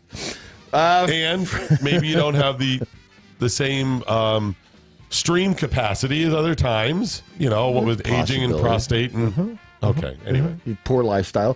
Franklin Horse over on the MeWe said, even in Egypt, having sex with your mummy is just weird. See, it's a mummy joke because they're inside the pyramid right there. Over on the Twitter, Stephen English learned there was this hot blonde I saw in a T-Bird once, and I tried to get Wolfman Jack to help me find her. I know that chick. Okay, I saw her too. See? By the way, I tracked her down. And? I did. Her name is Suzanne Summers. Wow. I tracked her down. I did. And I didn't have to use the interwebs. See, that's because I used TV. They didn't exist then. Right. I used television and found her. I did get she didn't remember me. The model of Bikini Cola. I got her to pull over once. Oh, really? Yeah, she was in a Corvette. I don't know what Bikini Cola is. Oh, just look it up. Bikini Cola. She was hot. Free Range Prisoner learned the best gay bar name I've seen was called the Manhole. Where did you see it? Where did he see it? I would probably say on the side of the building where the manhole was located. I'm just guessing. Kenzie Richards learned, remember, if you cannot find your car keys, look on the ground next to the garbage dumpster. I don't always lose them right there. And also learned the Daily Mojo with Doc and Brad is the only place where you can get the mental image of pulling apart a grilled cheese sandwich without actually being involved in a grilled cheese sandwich. I love grilled cheese I do sandwiches. too, if you put bacon on them and onions. So I do an hour-long show every weekday afternoon, 2 p.m. Eastern time on our sister station, Spoonie. And yesterday I was talking about stuff, and I go, it shocks me how much useless information I know about cooking and food and stuff like that. Right. And Ron had an intro. Yeah, See, it's Ron. I got the paper there. There are only so many ways, Doc, that you could cook mac and cheese. Ron says to me, he goes, I would do a show that lasts about 5 minutes. He goes, I got to give it to you, Doc. I don't think I could talk about mac and cheese for 25 minutes. Well, at a Doc's hour-long show on Spoonie, there's at least 10 or 12 minutes of good stuff. Mac and cheese really and good ramen stuff. noodles. Really good and stuff. I'm like, 25 minutes on mac and cheese? I could do 6 hours on mac and cheese by itself. Are you serious? I mean, and it's not all just, it's not all that. No. I had a mac and cheese in Richmond, Virginia one time, and it had truffle oil in it. Really? Holy crud, was it amazing. It was in Carytown. Chef Patrick made mac and cheese with Cheetos one time because he was drunk. Oh, yeah, there's a whole story on that. In Hawaii, they do I think, does it have mac? I don't know if it has macro. It's a grilled cheese with Canadian bacon and pineapple on it. That's not grilled cheese. Yes, it is. And it Shut your dirty warm mouth. Hey, I didn't get the new numbers on procrastination, but I'll get to them tomorrow along with the Amy Schumer thing. What does Matlock have coming up? Oh, he's got that interview with the thing about the dude. Nobody cares. He sits remember, today your Daily Mojo is a Ron Phillips. I got it. Don't tell me I got it right here. You finally did it. I got it. Good for you. Good it's really for you. insulting production. Sic Semper Tyrannis. Good night, Steve Cannon. Wherever you are. Anya, now you go home. Very good. Tell me I got it right here. Like I wasn't going to do it.